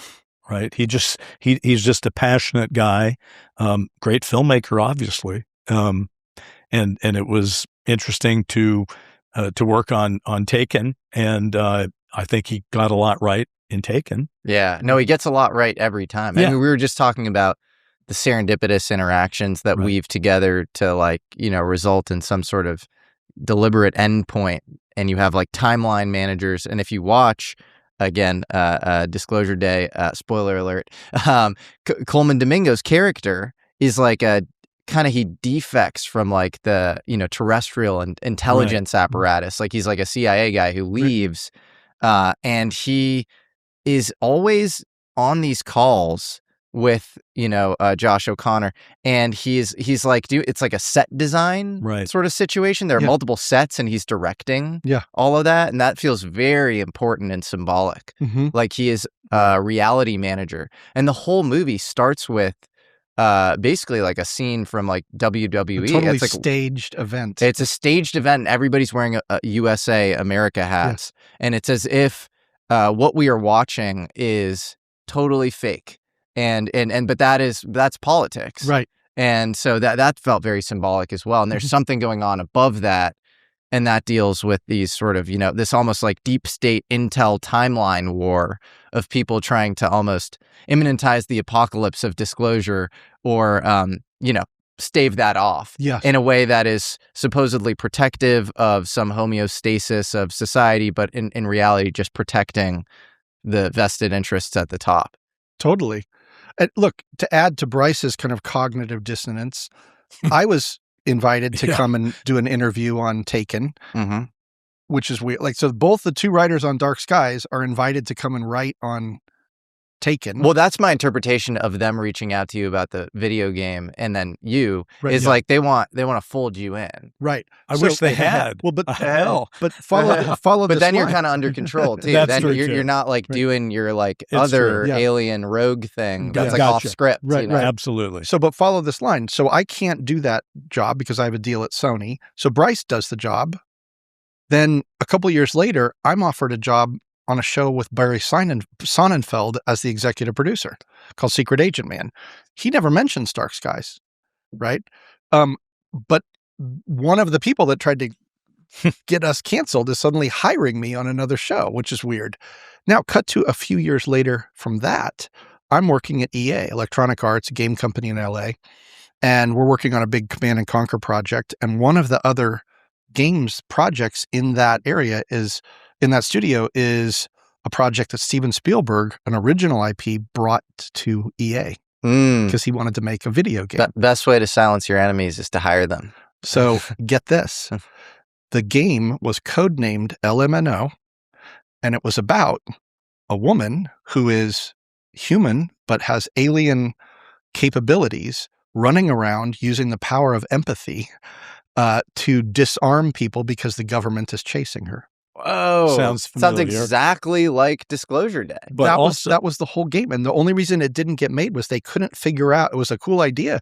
They couldn't figure out how to make that work interactively as a game in 2004 or whenever it was. And that's Emily Blunt's character like shapeshifts and does kind of signature management where everybody sees, you know, their former child or their, you know, or their, you know, their ex-wife or their, you know, whatever. And then they sort of get manipulated into doing things as a result of that. In that final. So he had obviously been interested in telling that story 20 years earlier. Well, he told a version of it in Taken. The Dakota Fanning young girl has those same kind of psychic powers and empathy, right? Yeah, he's clearly been so deep on this topic for so long. What was interesting to me about Disclosure Day is the end of the movie, I think, almost felt, you know, exciting and cool and wild because you're seeing, you know, this, again, big spoiler alert, this drop of all these alien files and, you know, crashes, real historical crashes, as we all know, and alien bodies and stuff. But it's almost like the real Disclosure was actually like the entire movie leading up to that, around the kind of deeper threads of like, you know, parapsychological interactions between people. And then at the end, it's like this like arbitrary kind of like data dump of alien stuff. And you're like, wait, where are you getting that? Where are the aliens coming from? What does all of this mean? Yes. And so the Disclosure is really like the unspoken stuff in the beginning. I felt the exact same way because I felt at the end, the disclosure that the public was getting, right, in the movie, the public, was the disclosure we're getting right now, which is just a bunch of videos with no context and whatnot. But better videos. But better videos. Yeah, but better videos. But the real disclosure, to your point, happened outside of the public's eye. It was the story we were being shown, right? And so there's this whole meta quality about that movie that I think it raises a lot of questions. If you go all the way back to, well, what did Steven Spielberg know? When did he know it? And with Disclosure Day, as we found out the hard way, he's got to be one of the most powerful, if not the most powerful person in Hollywood, right? They can get someone to say, burn the negative. What are the chances that a man at his age, you know, going on 80, last couple of years of his filming career, potentially, he's going to invest in a movie called Disclosure Day without any guarantees that it will not be irrelevant by the time his movie comes out. Right. I'm serious. No, it's what are the chances? Again, coincidence. Is it a coincidence that it somehow all worked out? I've seen him in interviews say, yeah, it's just like, it's amazing. It's coming out at the exact right time. It's like, well, yes, but then he's also taken it much further in some of these interviews, which is saying the movie's much more truth than fiction. Yeah, he is saying that now. I mean, he's literally coming out and saying that. But then he'll also, at the same time, he'll say, I don't know anything that you don't know. He said, I don't know if that's correct. He I says think that a you lot. might know Yes. a few more things than the average person. He did raise the bar for himself, because when's the last trailer that you saw that has the director interviewed in the trailer? That's what his last trailer was. And what is he saying in the trailer? This stuff is true. Right. So he's got a movie called Disclosure Day. He's in the trailer saying it's true. That's probably why his movie is polarizing in the UFO community. I've sometimes wondered, you have the video of the two grays that Josh O'Connor shows his girlfriend. So, he leaves this kind of private corporation. He defects, and he's kind of this Ed Snowden type who takes with him the secrets of the alien presence, the nature of reality, which should not be held from the 8 billion people on Earth. And he's showing this video to his girlfriend. And you see these two grays for a second, and then it kind of moves away from that, and then you see some other really kind of intense stuff. And I wonder, those two grays probably, aren't real, but you have the whole data drop at the end as well with all the videos back to back to back to back. Is there one thing in that entire video, an entire video montage that is real? I wonder if there's one thing in the movie that is a real artifact, and then you can always, then that's how you inoculate the public. They've all seen the thing, and then you point back and you say, that thing that you saw was actually real. And it's, you've tested the waters. It wasn't destabilizing. And then then be like, oh, I already saw that. Okay. Jesse, that is the Easter egg of all Easter eggs. Yeah. If that happened. Well, to take that one step further, my buddy Chris Ramsey, who runs a great show called Area 52, he has a theory that maybe the UFO flap that showed up, the drones over New Jersey in November of 2024, this thing, Disclosure Day, was filmed in New Jersey in late 2024. And we all know that UFOs seem to show up when you move material around. Yes. And so, and exotic science experiments and stuff. So was, some of what was used in the movie actually real, and was that provoking any of the flyover stuff in Jersey? Were they moving a UFO around? Did they want to, show you a little piece of a UFO? You didn't know it was a UFO. Right. Who knows? Well, New Jersey you're right. They're shooting in New Jersey. At the same time, all these drones are flying around New Jersey. Yeah. What's so special right about there. New Jersey? Yeah. Right. Yeah, Picatinny Arsenal is right there. And I have a friend named Rob Jones who's uncovered all sorts of stuff around Lockheed kind of divesting itself eventually of this craft to, I think, this Veritas Capital. And he kind of speculates that the craft ends up in Jersey in Picatinny Arsenal. Later on, when I talk about the lineage of where I think that material went. What's the company that you think controls the material? I believe the company that currently holds that material is a company by the name of Periton. And they have offices at Picatinny Arsenal. Whoa! Crazy. Yes. So, yeah, it's a little interesting. So, who knows? Wow. Fascinating. Something else you said, just to touch on, I don't know if you're aware of this, but as you said, Josh O'Connor at one point says 8 billion people have the right to know the truth. Did you know that in the first trailer that came out, the line in the trailer was 7 billion people have the right to know the truth? Which set everybody off, because people were saying either they don't know how many people are on the planet, which seems unlikely, or maybe it doesn't take place in the present, or maybe 1 billion people are alien hybrids or whatever. But isn't it interesting? It's in the trailer, and then it's not in the movie. Whoa. It's been updated for the movie. Weird. So when I saw the movie the first time, because what happened was Bryce and I did a Need to Know episode where we talked about that, and we went down that rabbit hole. We were like, why would they say 7 billion? There's only a couple ways to interpret that. And then when I'm sitting and watching the movie, and they says 8 billion, and I'm like, is this the Mandela effect? What is going on? And I'm thinking, am I losing my mind? We had a whole conversation about this in an episode. So after the movie, I had to go back and watch our episode. I'm like, no, that happened. That happened. But why would you change that? I don't know. seems possibly deliberate, or maybe they got shit for the 7 and that, but that you don't really, that's not an oversight that you make on a movie of that level. Think of of how budget. many people had to see it in order to actually become a trailer on the Super before Bowl. that trailer got out, impossible. hundreds of people saw that, including Spielberg and Kep and all the gang. There's only one. I mean, there is one theory, which is full well that it's wrong, but it's kind of your little thing that you'll drop in and get people talking, speculating about or it's like either the dystopian place I would go is like you're predicting some sort of population reduction thing. Hopefully it's not that. You could be saying that 1 billion people are aliens or alien hybrids or something, so they're not people. Whatever the case is, the fact that it was out there and then it was changed with no explanation, to me feels very inauthentic. So the whole movie, as Spielberg's talking about it, is like, this is his vision. This is what he always wanted to believe was the truth, and he believes is more truth than fiction. Okay, but then the marketing of it, you're messing with people's minds by putting out this, like, that feels like it's completely counterproductive. Yeah, very odd. So it really strikes me as like, I don't understand who made that choice. If it was a choice, if it was an accident, that even seems more preposterous.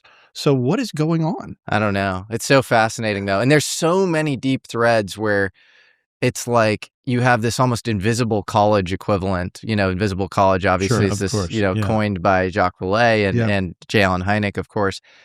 But it's like, this ragtag team woven together through serendipitous events where they're calling each other just at the right time to not get killed in the nick of time and, hide the hard drive sort of thing. Yeah, right. And then you have the kind of establishment structure that's really trying to just stave off disclosure, but they're sort of getting manipulated by this higher force that can even cause defections among them. Mm-hmm. And you have Nathan Twining left, 12 intelligence officers left us. And this is WARDEX, who holds the secrets of UFOs. And they say Nathan Twining, and Nathan Twining is probably Nathan Twining, who's head of Air Material Command. In 1947, he wrote the Twining memo. He was rumored Majestic 12, and 12 people are missing. But they're sort of defectors from the intelligence agency, which I find that really interesting. They have some bizarre higher, almost alien calling, which maybe Herrington did. Yes. And I'll end this rant soon. But you have a Kryptos Conundrum as well. This book that is written by Chase Brandon, who's this Hollywood CIA liaison. He's a longtime guy. You've met him, so I want to talk about that. And he worked with, Stanton Friedman and writes this book. And he says, in the prologue, he quotes Francis Bacon, and he says, "So some truths are so strange that you have to hide them in fiction. They must be told in fiction." Cover of Fiction is what our Dark Skies series was based on. There you go. By the way, I have a quick Nathan Twining thing. One reason he might have done that is for people who go, okay, who is that name? If they look it up, Twining is famous for saying the phenomenon reported is neither visionary nor fictitious. Yeah. That's his quote. Okay.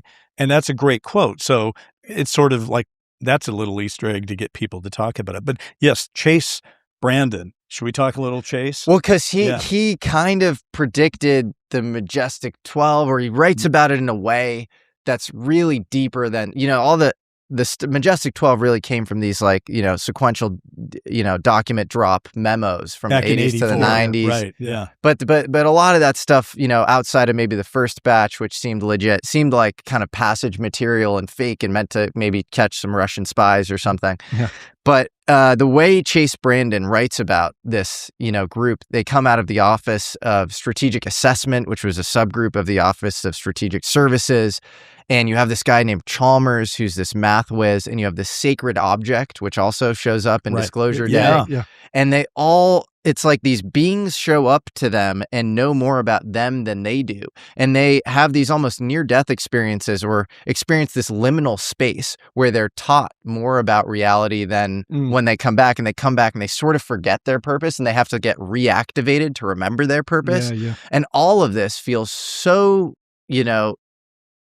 prevalent and ubiquitous in Disclosure Day, where you have these almost like star seeds being activated totally. or something. And I think the red cardinal activating them, I wonder if it's not a red cardinal, it's Bluebird, which is, the pre-MK Ultra sort of thing. Which, Whoa. Anyway, I don't know. Whoa. Yeah.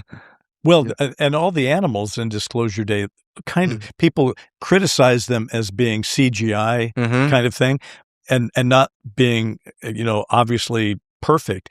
And yet Spielberg has so much money that he ought to make them perfect if he wanted to. So they're not perfect by choice. Maybe they're not perfect because they're not really the animals. They're what your brain is perceiving aliens as, right? Yes. So that might be that. Yeah, it was intentionally a little off. Yeah. That's meant to be like when you have those experiences and something feels off, it's because you're in the phenomenon, right? Yes. It's not because it's bad CGI. It's because your brain is having to process something that is not normal. Yes.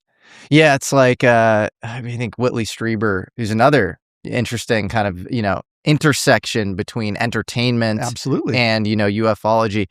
He talks about like owl synchronicities. Absolutely. And sometimes you have these experiences with animals where you're like, it felt like a little strange. That felt a little more intentional than like this random animal thing. Absolutely. And that all of these things sound so ridiculous, and they always have kind of mud or plausible deniability attached to them, which is how, as we know from Jacques Vallée or John Keel, that's how the phenomenon sort of works. It has this trickster element where it's like, you'll never get the incontrovertible thing that you can tell the whole world. This will always be this little wink just for you. Yep. Although, you're talking about Whitley Strieber, he is helpful in us sort of deciding this thing is all very authentic because, remember, it's his book that he puts out, I think, in 87, and it's got that classic artistic rendition of the Greys. Okay, that got a lot of people to buy it. That's a great story in itself, and, kudos to the artist. But what happened in the aftermath?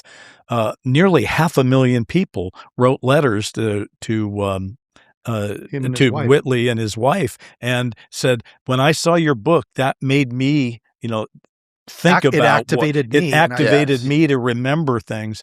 Now, I don't think 500,000 people are making up those letters that I've had people on my show who said they're walking by, and that's how they remember their abduction experience. They see the cover of Communion at Barnes and Noble or something. Yeah, exactly. So, I mean, those people are activated, and they're not all crazy. So there is a core truth here that needs to be, recognized. Clearly, yeah. Go for it. Well, I was just going to say, so what Brent and I have been trying to assemble is sort of what is the timeline of what's really gone on in this sort of dance between Hollywood and UFOs, the phenomenon, and secrecy. Because if our experience was a simple one-off, Jesse, then it'd be like, well, okay, that's interesting. Don't know if they're telling the truth. Don't know if they're not. Who knows? What are we going to do about it? But if it's part of a lineage of events, then it becomes a little more important. So, for example, when we realized that the Herrington story is more likely true than not, given, David Grusch trying to get him under oath and tell his story, we started to look at the timeline. Well, you think about it. What happens in 47? Yeah, there is Roswell, and it's the military, and they don't want to talk about anything. Then movies start getting made in the 50s that are about flying saucers. And a couple of them have CIA people that are part of them. But what happens in 1953? The Robertson panel gets convened by the CIA. I'm getting to Chase Brandon, right? It gets convened by the CIA. And what do they come up with? They say, yeah, we got to really make people not take this very seriously. That seems to be a policy statement they come up with. But what do they decide that might be a very specific answer? Let's call up Walt Disney. Let's get him on board. And then what happens in the aftermath? Walt Disney's guy, Ward Kimball, thinks they're going to do a documentary and they're going to have real footage given by the government. That goes forward, and then it gets pulled away. Then in the 70s, you got Emenager and Linda Moulton Howe and Sandler, who think they're also going to get footage. Then it get pulled away. Then in the 80s, you've got the whole thing with the Majestic 12 documents. But then that's where our story fits in. In the 90s, it seems like there is not only a confluence of UFO projects. I mean, in 1996, when we were just going on the air, Time and Newsweek had aliens on their cover the same week, right? Just like Bruce Springsteen before, right? And suddenly everybody's talking aliens, and you got the Roswell anniversary coming up in 97, right? And that's where this Chase Brandon guy shows up in Hollywood, and he's opening up some kind of CIA operation where they can advise people on things like this. He's like he's going to be the official liaison between the CIA and Hollywood. And based on some of the people that have come forward to us, and we're uncovering more all the time, it does look like there's this big bubble of interest in trying to soft disclose or use Hollywood as a bit more of a authentic conduit. And it looks like that's going forward. But then what happens? 2001, 9/11. And suddenly the idea that we're going to disclose aliens doesn't seem as good a policy when you're at war with terrorism, and Dick Cheney's leading it. And we all know Dick Cheney probably is involved in this mess to a certain degree. Grusch said that he was the last guy to be at the top of the pyramid when we had some vital legacy UFO program structure. So disclosure goes away for a while, and then it's like, okay, we got a new plan. We're going to get Hillary Clinton in because she believes in it. She'll do it. But then she loses, right? And then you say, well, let's, maybe Tom DeLonge can go do his thing for a while. And now it's just too big a thing. You can't hold it off. And we get Disclosure Day coming out at the same time Age of Disclosure is coming out. At the same time Trump is disclosing documents and things. There's a continuity that seems to be laying itself out about how we have sort of muddled I guess that's the word I would use. We are muddling toward disclosure. Bryce, you said something really interesting early on. You said that when you were working with Ross Coulthart, you met Grusch alongside him, and that you conducted maybe the first ever interview with David Grusch. I didn't conduct it. Ross did, but I put it on camera. You put it on camera. At your house. At my house. At your house. Yeah. What was that like? Well, it's so weird. Did he learn anything interesting? Or? Well, I mean, it's become an interesting artifact. I mean, because, again, what Brent and I are all about, and it seems like you're about it too, which is let's bear witness to this moment in history. So let's all sort of be transparent, add our little piece, maybe all the pieces together will assemble this mosaic of contact and disclosure or whatever. So I had heard about this source Ross had because we'd been doing the show for a while, and he hadn't named him until then he did. And then I knew about Dave Grusch. And then one day it's like, hey, I'm going to be in LA on next Thursday or whatever it was. And so we all went to lunch, me and Ross and another guy that was involved in setting up the News Nation thing, and Dave Grusch. And everybody thought, well, we better, again, I thought we were doing it for practice. The idea is like, we don't want Dave to fold his cards on News Nation and do a bad interview. Let's give him some practice. And so everyone looks at me, you're the Hollywood guy. Can't you get a camera over here? And so I called my son, who's the director. I said, hey, Jared, do you think you could come over here right now and shoot an interview for me? And like all kids, he's like, well, Dad, I'm kind of busy right now. And I said, I'll give you $500. And he said, I'll be right over. So he came over when Dave Grusch was in, cargo shorts and a T-shirt for this thing. And it was just a practice thing. And to be honest with you, if you look at it right now, it looks more like a hostage video than anything else because he's up against the wall. But so that is the first time he ever told his story on video. Did he say anything interesting? Well, everything he said was interesting to me. I mean, this is the first time I heard things like about the Italian Magenta crash. Anything above and beyond what came out in the News Nation? Well, see, that's just it. Not to me. I felt like, because the first time I heard it, when he laid it out in my house, I was reeling as a lot of people were from the News Nation. But remember, the News Nation thing Ross did was an hour with commercials taken out. So and with introductions and all that. So maybe Grusch is on camera spewing whatever he's going to spew for 30 minutes. But, we ran the camera for 2.5 hours in my house, and I was there for the News Nation taping, and that went like 3 hours plus. So there's a lot of tape. And so what we had always said is at some point, and Ross was on board for this, we had always said at some point, these are artifacts of history, and we're going to put the whole thing out there. And I thought that's what was going to happen. And people have gotten cold feet and said, you can't do it. Gotcha.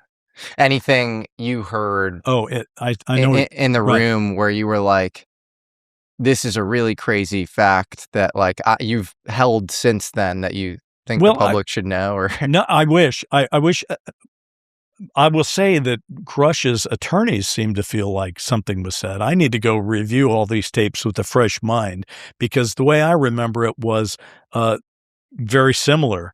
And although my pressure to actually put this out there has been met with, like I asked Dave Grusch a few weeks ago if I could put it out because it was 3 years, and he waited about 2 minutes and wrote me back and said, Bryce, I do not give you permission to do that. So I think his attorney has said, you don't need this trouble, David. Yeah. I mean, I understand that he's in a probably 360 exposed position. Yeah. It's an interview from a long time ago. And he probably doesn't feel he looks great. And he probably doesn't have the time to go review it, but I would like to review it. I'd like you to air it. I'd like you to just put it out as a show. You know what I'm saying? I don't think that if there was something historically strange that he said in that interview that he didn't say to Coulthart, that would be worthy, and maybe that would be the one a lawyer wouldn't want him to put out. But I sat there through both and did not see the difference. I think it might end up having a really positive, unintended effect of like, this is this guy, and it's totally candid, like not media trained, like first little trial run, and that's why was consistent on all of the same things that he said since. Yeah, I think that's just a important piece of history. Just like, for example, the News Nation thing.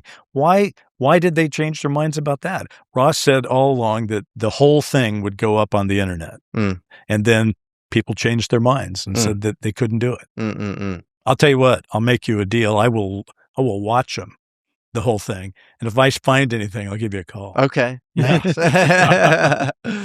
Brent, you are a lifelong experiencer. I am. Yes, I'm kind of the Mulder to Bryce's Scully. Oh, there you go. I don't do autopsies. Well, I want to hear more about that because in researching you, there's some really trippy things that you've experienced.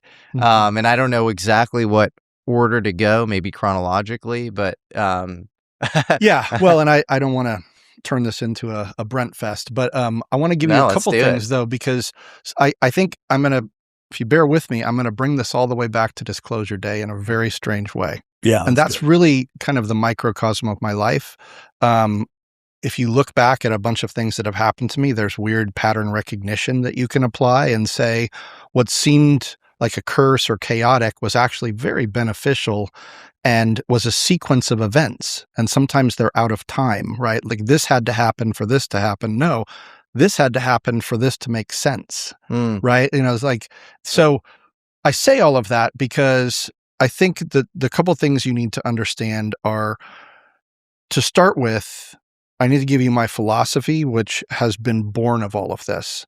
And that is that we look at the phenomenon as this broad kind of way of saying that it's like the Twilight Zone. You kind of get into it and things just don't make sense. You're no longer in consensus reality. So, but we also do something where we put things in silos or in buckets. And we say there's UFOs and aliens. And we say there's the paranormal. That's very different. And then we say there's the afterlife. I've had experiences across all three of those. And I'm saying it's all the same thing. In that the commonality is consciousness, right? It's the commonality is those experiences are being filtered through my consciousness. And so I have a version of a UFO or a UAP experience. I have a version, Brent's version of a paranormal experience, and I have a version of the afterlife as Brent, right? And it's that continuity of my consciousness is what makes all of those unique and authentic. To anyone else, it's like, well, that's just an interesting story, right? Until you've lived it, until you've experienced it, that's the only truth that I believe you can count on. But because I've had all of these strange experiences, I realize everyone else is just trying to think of it like, what's the objective way, the rational way to view this? Let's just look at, it's too hard when you start lumping in paranormal and UFO. Now suddenly I'm on Skinwalker Ranch. It's all confusing. But it is all part of a spectrum. It is all informed by one kind of idea, large idea, probably the biggest elephant in the room, if you ask me, about human consciousness. I think so too. And I want to get into the core stories, but I fully agree. I think if you actually get into like kind of the upper echelons of former program or program adjacent people and what they talk about and the way they talk, whether it's Jake Barber feeling emotional and locked on to the craft, that's sort of maybe either emotionally guiding or manipulating him, depending on how you want to look at it. Or it's Jim Lukatsky talking about like some higher Platonic order and like with the mental interfaces and that sort of thing. You get into far deeper truths, which the Office of Naval Intelligence has also always been into. This idea of parapsychology. They were working hand in glove with the Princeton Parapsychology Lab, with Stanford Research Institute, and ultimately, if you go look at those experiments, like random event generators, this idea that the mind can sort of non-locally affect these what are supposedly supposed to be random, quantum mechanical events. Everything else that you say has to be downstream of that. Absolutely. Your reality has to be sort of local to you and sense made by you, and you have a unique interface and I have a unique interface. And I think these objects that we call UFOs in these hangars exist at the boundary where and they're sort of I think if there is a psyop here, it's like space aliens. Like that is a quick snap to grid analytical conclusion that is very premature. But okay, I want to get into the whole story.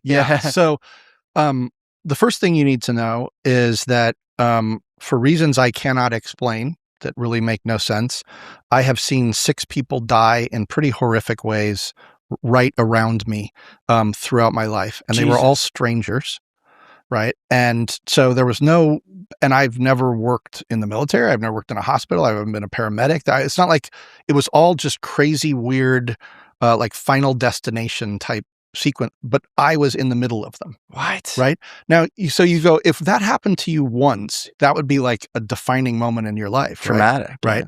Twice you go, wow, like, that's weird. 3 times you go, okay, it's you, dude. Like you're a magnet for this stuff. 4, 5, 6. I'm gonna leave the. but you're not a stranger anymore. So you did a really smart thing. By having me on your show. Okay, yeah. We're friends now. You're safe. We're good. Yeah, well played. Yeah. Wise. So I'm not going to get into all of them, but there's a couple I want to highlight. The first one happened to me when I was 5 years old. I was living in Berkeley at the time. It was before we moved to Walnut Creek. And there's the Berkeley Hills has this park at the top called Tilden Park. And there's a road called Marin Boulevard or Avenue or something, which kind of comes down the side of the Berkeley Hills in a road that just kind of does this. It's like a roller coaster. And I had been up there with my dad, and we were in an old VW Bug. And I used to love coming down that road because it was like steep, right? And then, so I was sitting there holding on to kind of the bar in front of the glove box, riding the car down, right? And we're kind of going down, and I noticed kind of out of the corner of my eye that someone's washing their car. And the water is kind of running off, and I'm thinking, oh, we're chasing the water as it's going down the hill. And I'm thinking, oh, this is so cool. And in front of us, which I'm not really paying attention to, there's a girl on a motorcycle. She's in like jean shorts and a halter top, no helmet, because this was 68. And I'm watching her, I'm watching the water, and she turns. And as she's turning, the water has just gone across the street that she's turning into. And when the back tire hits that water, her bike slides, stops, flips her. She goes flipping over and they used to have metal fenders in those days, hits the metal fender, knocks her head right off. It rolls into the road, and my dad has to slam on the brakes to not hit her head. Oh, dude. So, and I'm watching all of this, right? Oh. Hanging on, and my dad turns my head and says, "Don't look," right? And he gets out of the car to go deal with this. Well, of course, my head's on a swivel. That's all I can do is look. But I'm 5 years old. So in my mind, I'm thinking, okay, well, I'm not focusing on the fact that the body is just flailing and blood everywhere and whatnot. I'm focusing on the head, thinking, oh, well, they can just put the head back on like you would like a G.I. Joe doll or something. It didn't really occur to me. But that happened. Right. So that's the first death that I saw. The second death that I saw was, this is the third death. I can't talk about the second one because my mom will get upset. The third death was, I was on Telegraph Avenue. I'm 16 years old, and I've got a girlfriend, or I've got a date, I'm sorry. We're walking down, it's a Sunday, and it's like twilight. It's like just perfect because all of the day markets are gone and whatnot. So everyone's moved out, and it's just kind of like quiet Telegraph Avenue. And we are heading to one of the restaurants that we know will not card us. So we're going to go have pizza and beer. So we're walking, talking, and our hands kind of hit, and all of a sudden we're holding hands. Like, oh my goodness. That's first the moment. date. Like, this is the moment. Like, everything is perfect. A couple seconds after that, there's a weird rush of motion, and I'm like, what's going on? And the next thing I know, my arm is, yanked backwards as the girl is running the opposite direction. And I kind of let her go, and she just sprints. She's sprinting the opposite direction. I'm like, wait, what's going on? And I kind of looked down, and there had been like a weird noise that my brain couldn't quite process. And I looked down, and there's a body this far in front of us. And it's somebody who obviously has landed on their head, and their head is crushed open, and their pants are down around their ankles, and they're just flailing, and all sorts of stuff is happening. Because they've jumped. Because when I look up, 3 stories up, there's an open window with a curtain blowing, and they jumped. They missed us. They missed landing on my head and her head by this much. Oh my God. And so again, like, what are the odds that this would happen? So I don't even know how to respond. I'm just kind of numb. And I think, okay, I've got to, and no one is stopping, by the way. There's like a skateboarder that drives by and goes, oh, gnarly. Like, and it's like very surreal. And so I walk into the hotel. This turns out to be a hotel. And there's a guy on the phone, talking to somebody behind the counter. And he's like, yeah, I'm doing this stuff. And he's irritated that I'm there. He's like, yes, what? And I go, some guy's dying out on your sidewalk. Okay. I'm like, he jumped from your window. Well, how many stories up? I'm like, I don't know, 3 or 4. What did he look like? He can't really see his face anymore. Did he have a beard? I think so. Hold on a second. Yeah, guess what? Jim jumped again. Yeah, I know. And why does this happen on my shift? I'll call the police. Thank you. What? And I'm like, so just go back out there. He's like back to his conversation. So I walk back out there. There's still no one has stopped. And the body has stopped moving. Right? Okay. I'm not going to dwell on it. The whole point is that very strange, very surreal. What are the odds? 7 of these? 6. 6 of these? That was 2. Okay. One of them had a really weird component that I want to bring up because it's important to Disclosure Day. One of them, I was at LAX, and it was early. It was between kind of like right after college, before my career really took off. I'm working as a limousine driver in Hollywood, which is a job I would recommend to no one, by the way. And I'm coming out of LAX, and I've just dropped off someone and walked them to their gate with their bags, and I'm walking over to the town car, whatever, that I've got parked in the parking lot. And LAX is like 2 big bands. Like, it's like there's the inner thing where like shuttles and whatnot come in. Then there's like the big loop that you can just drive around with cars and buses and all sorts of other stuff. And I'm walking across the inside band, and I'm looking straight across to people that are waiting over here. And there's a bus parked right at the edge of the crosswalk. So you can't see the traffic, moving back and forth. And meanwhile, as I'm walking to the crosswalk, it's red. Okay. So, everything is stopped. I'm sorry, it's green. So everybody's walking across it. And the woman next to me catches up to me, and she is an airline stewardess, and she's arguing with a passenger who's followed her out there. And she's like, kind of pissed off and arguing with him. And this is all happening in parallel to me. And so we step onto the little medium between the 2 through lanes, and I notice, oh, wait, the light has just turned red. Okay. But there's a bus right here. So I stop, but she's arguing with the guy. So she's not paying attention. The last thing she saw was that it was green. So she walks out, and I'm kind of like, everything goes into slow motion. And I'm like, oh no, like she's walking out, and all of a sudden somebody comes that she doesn't see and hits her. And her whole body goes flying up into the air.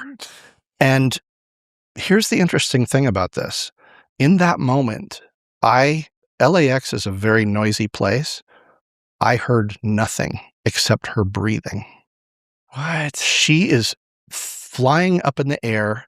All of the sounds disappear.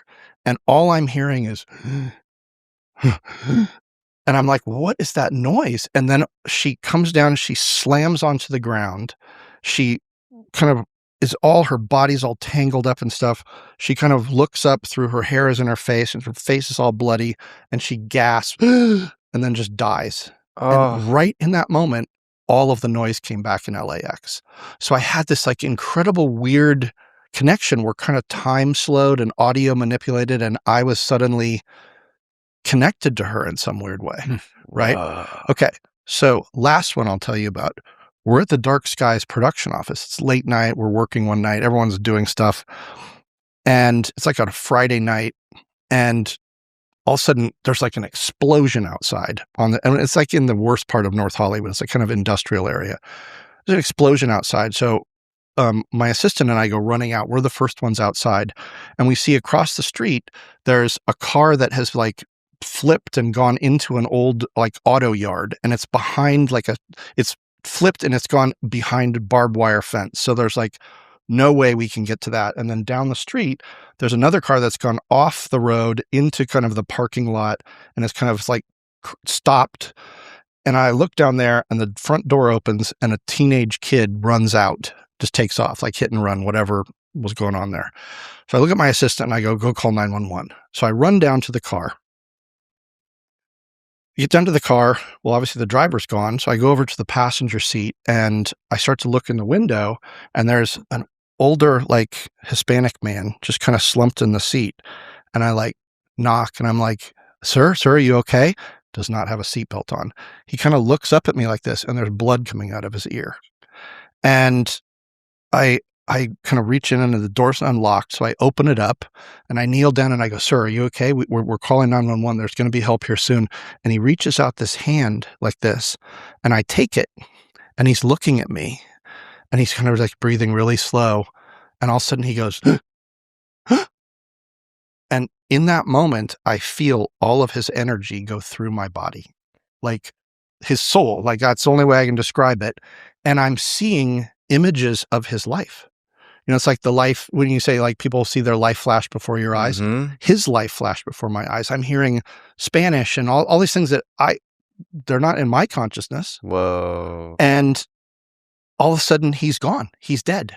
Oh my God. In that moment. And there's this pause and I'm like, wow, suddenly all of these incidents kept moving me closer and closer to an understanding of death. And now I get this experience, right? And in the back seat, I hear, Papa. And this little boy pops up. Like he knew somehow intuitively, because nothing was said really for a minute or so he just knew that his father had passed away, right? So all of that happens. And then when you say, well, why would all of that happen to me? Like we say, well, that's a curse, right? But here's the thing. About 5 years ago, I had cancer. And I'm not going to go through that whole journey, but I almost died. I was in a hospital during COVID. Wow. I had a whole reaction to something. I got sepsis from after the cancer surgery and whatnot. Oh, Jesus, man. I'm sorry. So I'm in a hospital all by myself in ICU during COVID with a temperature of 105.5. Oh my God. And for several days, I'm just battling that, right? And the nurses are like, they keep making me sign the thing because I have a purple wristband on, like, you don't want to be revived. We're just confirming because you're not going to probably make it. And at one point in one of those nights, I'm just laying there by myself and all of a sudden light entities come to the foot of my bed. And because of everything that had happened to me in my life, I wasn't scared of death. Wow. I was there. I understood it intuitively. I just was like, oh, this is my time if I want it. And it wasn't like, oh, hey, it's Grandpa Joe, it's Dad, it's Grandma, whatever. It was just weird. It was like that. This is why I respond to Contact so well. It was like the end of Contact when Jodie Foster sees that light being kind of come closer and then it becomes her father. This was before it was just that light. There's these light beings. There was 3 of them and they're just kind of there for me if I want them. And I don't speak to them. They don't speak to me, but I feel this real sense of calm all of the body horror I was going through with a temperature of 105, I didn't feel anything. I just felt good. I felt like totally at peace. And I was like, no, I have something I still need to do. I didn't even know what it was at that time, but I just made that thought in my head and they just receded. Wow. And you got better. And I got better and here I am. That's amazing.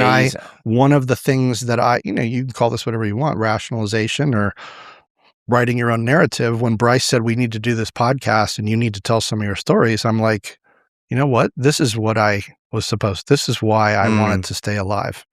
And and when I went to my family, they said, they had been the ones that said, please don't tell these stories. Like this is, they were like, you know what? You need to tell these stories because if you had died when this happened, we would be telling your stories secondhand. And that's not nearly as powerful as people hearing them from you. It all makes sense in hindsight. It all makes sense in hindsight. What do you think those light beings were?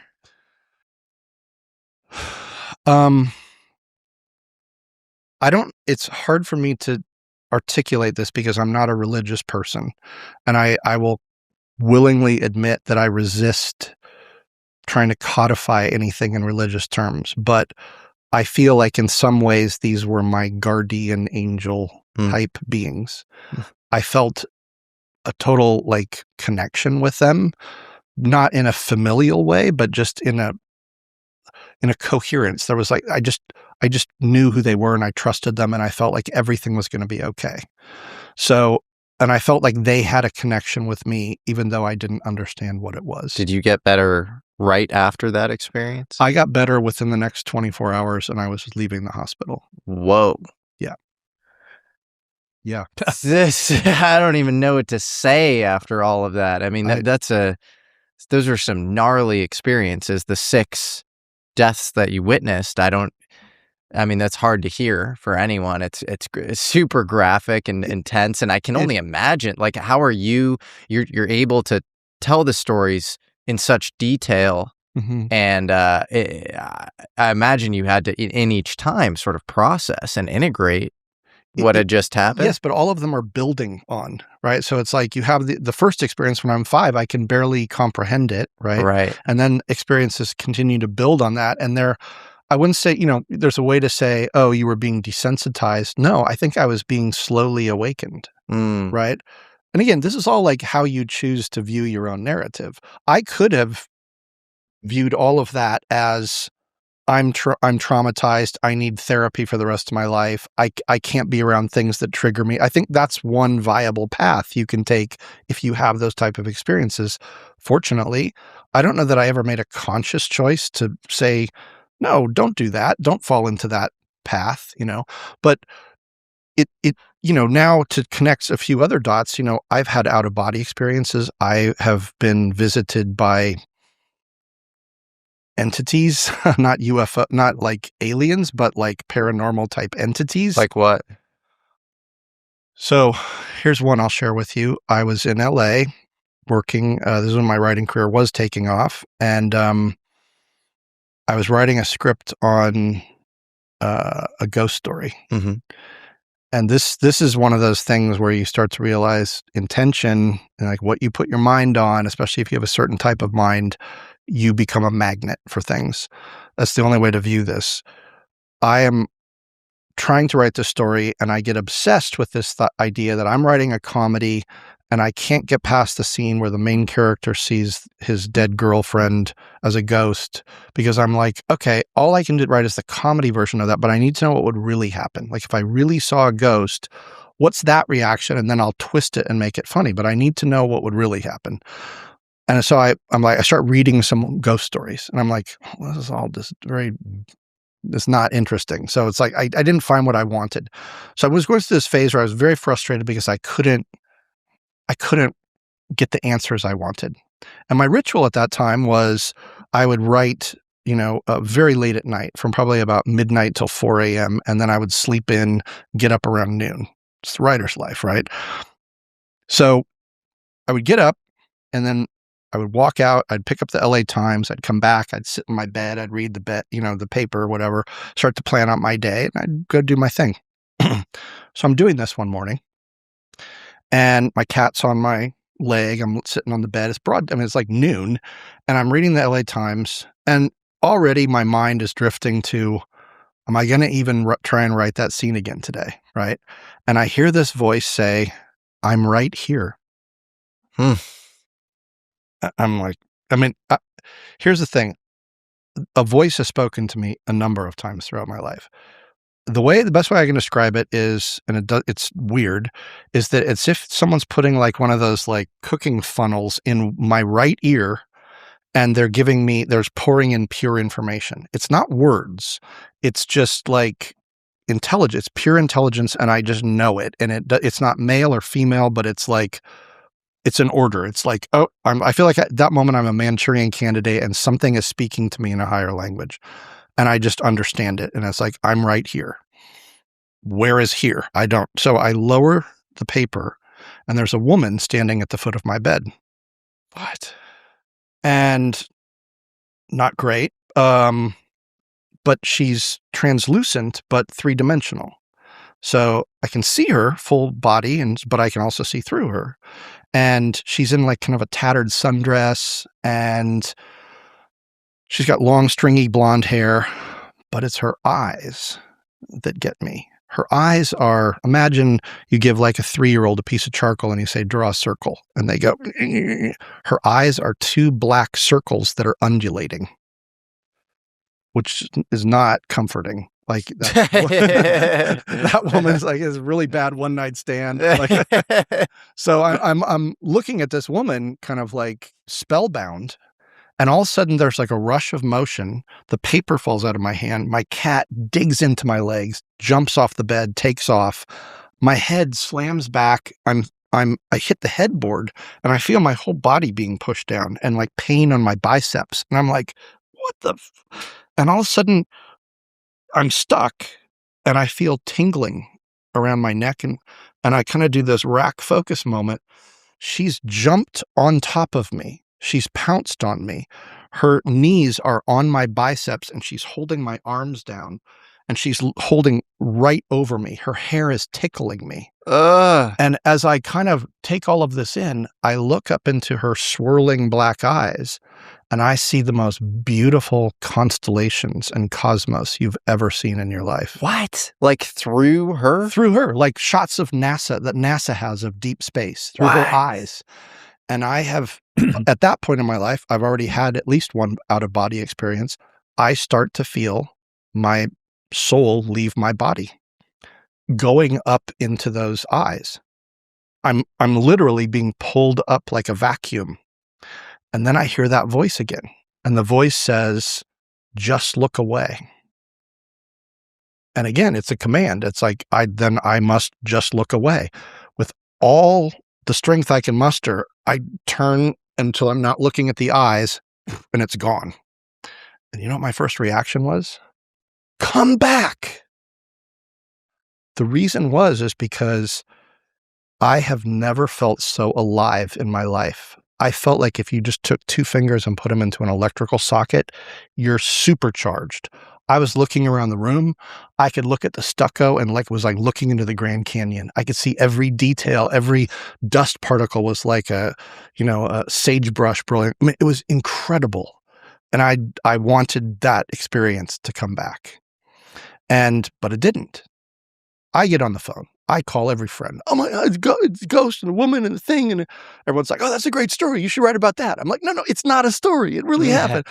So pretty soon I'm like, no one believes me. Everyone's, oh, you fell back asleep. Fell back asleep. It was noon. I'd been reading the paper. Like, nobody believes me. So I just kind of start like not even thinking about it anymore. And I'm like, I'm not even going to do the script anymore. And then one day a friend calls me up and he goes, hey, remember that story you told me a couple of weeks ago? I go, yeah. And he goes, I want you to walk down the street to Soap Plant, which was like this esoteric book and novelty store. I lived right off Melrose at the time. And pick up the new Whole Earth catalog and turn to page 187. I'm like, why? And he goes, just do it and then call me back. Like, okay.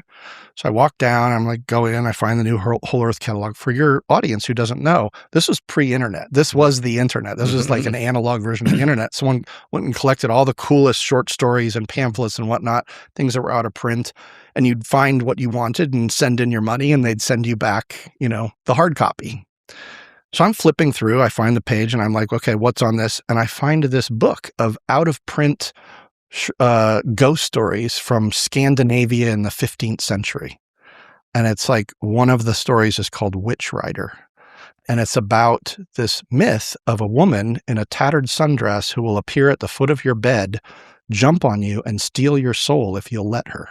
What? Now, on one hand, you go, oh, well, that's just dumb.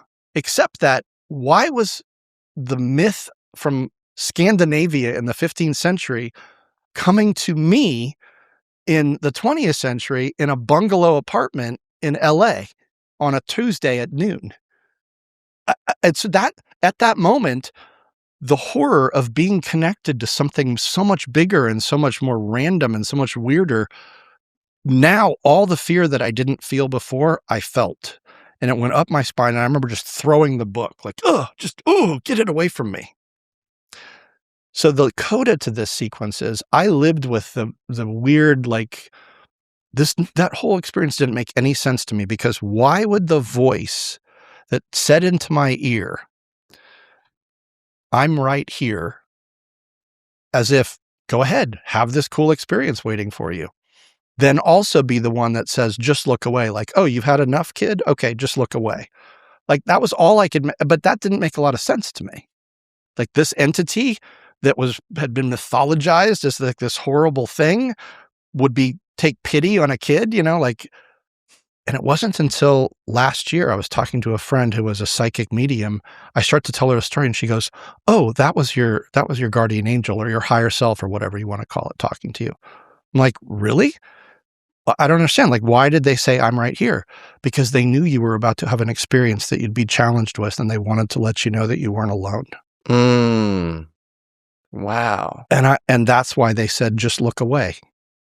Whoa. Because you would have died right there on that bed. Whoa. So, yeah. Dude. I know. So that's the kind of stuff that I've been... I have to ask you, because you mentioned this before we started rolling, you also saw a Nordic alien? I did. Where did you see a Nordic alien? On Orcas Island. Okay. I was visiting a friend there. I'll keep this one short. I was visiting a friend there, and I woke up the next morning after we were talking about a bunch of stuff, and he'd gone down to the store, which is quite a ways away from his property, to get some food. And so I'm like, oh, it's a beautiful day. I'm going to take a walk on his property. He had like 20 acres in the woods. So I start walking, and I come over this ridge, and there'd been no one out. And all of a sudden, there's this person who literally looks like a male model, like a Scandinavian male model with kind of longish blonde hair in a weird kind of more like European clothes, whatever. And they say, hello, Brent. Like, they're about 20 feet, a little bit further down the hill. And I'm thinking, okay, I did not see his mouth move. First of all, how's he know my name? Secondly, I did not see his mouth move. And I was like, hello. And he said, turn around and walk the other way. And mouth's not moving, and he's not looking threatening. And I kind of was like, got it, on it, turn, and I walk away. And now I'm getting a little bit freaked out. I get a ways down and I look back, and he's not there anymore. Was he tall, blonde? Yes. Now he was further down the hill. So I didn't have a chance to like look him in the eye, and like, I'm 6'4", so I didn't have a chance to look at him and say, oh, this guy's 7'2" or whatever. But he was well put together, like a specimen, like an absolute specimen. So I ask, my friend comes back and I say, okay, I just had a really weird experience. He goes, oh, with one of those tall white people? I'm like, what do you know about them? And he goes, they have a compound on the Orcas Island. And he said, there's a lot of weird people that have compounds here because there's weird energy that comes like every couple, months. And they come in a black helicopter, unmarked, to a facility that's all gated, and there's about 8 of them. And they come here and they stay here for a couple days at a time, apparently when this energy is really high, and they get recharged. Whoa. And I'm like, have you ever met them? And he goes, no, they don't. They're very select in who they meet. He goes, there's a story about a number of years ago. One of them came down into one of the pubs, right, and just walked through the door one day and said, I want to have a drink. And everyone's like, who are you? And he's like, I live up the way. And they're like, okay, cool. And he's like, so what's it like to live here? And they're like, on Orcas? And he goes, no, on Earth. What? Yeah. And everyone was like, okay, dude, what is going on here? And then he had a couple drinks and people had to like get him outside. And he's like, no, it's okay. I'll walk home, and then he left. And so now, is that urban legend on Orcas? Like, this was like, is it like a pretty prevalent urban legend? Yes. On Orcas people, you ask almost anyone that lives on there, it's like, oh, those tall white people, like they come here but they're very private. They don't intermingle with people, but there's a lot I have a cousin, I was telling you, who moved there. I got to ask him about the tall white Nordic aliens. Yeah. So circling this all back to Disclosure Day, it's like, one of the things that Bryce and I talked about after we saw it was Spielberg told a really compelling story about gray aliens. That was not a human being. I don't know. It could have been a hybrid. So maybe not a true like extraterrestrial. Maybe it was an ultra-terrestrial. Maybe it was like someone from Atlantis or, there's so many theories around the Nordics. I don't know. But that was not just a good looking man. He spoke to me without opening his mouth. Okay. So, but none of that is touched upon in Disclosure Day. The other species that many people have said, like, no, even at the highest levels. Although there was one moment where Emily Blunt is in the hospital because she spontaneously starts speaking Russian and making clicking noises as a newscaster. And she looks out the window because there are men in black suits, presumably, I think from the FBI, who want to like ask her questions. She looks at them and she goes, they're not human. Yes. And so there's some ideas being seeded around elements of the intelligence community and the government itself not being human. Correct. Which is fascinating. Right. And I always think is the hardest part of this whole disclosure thing to grapple with is the idea that they're not only are they here, but they're probably in charge of disclosure because they have like this, 360 control over a lot of this stuff. And they're probably in charge of at the very least, chains of command within government, if not like the entire thing. Right. And like, that's really hard to say. Like, how do you go out? Then all of a sudden, disclosure is essentially ceding your control immediately. So like, how do you do that? How do you make a speech saying like, I'm not actually in charge? Right. What do you know? No, I absolutely agree. We've talked about this too, that, the minute that disclosure moves into, it's not just people coming to visit us from outer space, that it's much more kind of anything from Lovecraft, which is like really scary. They're all around us, to, body snatchers, where it's like a bunch of humans that you think, your neighbor might be an alien or might be a hybrid.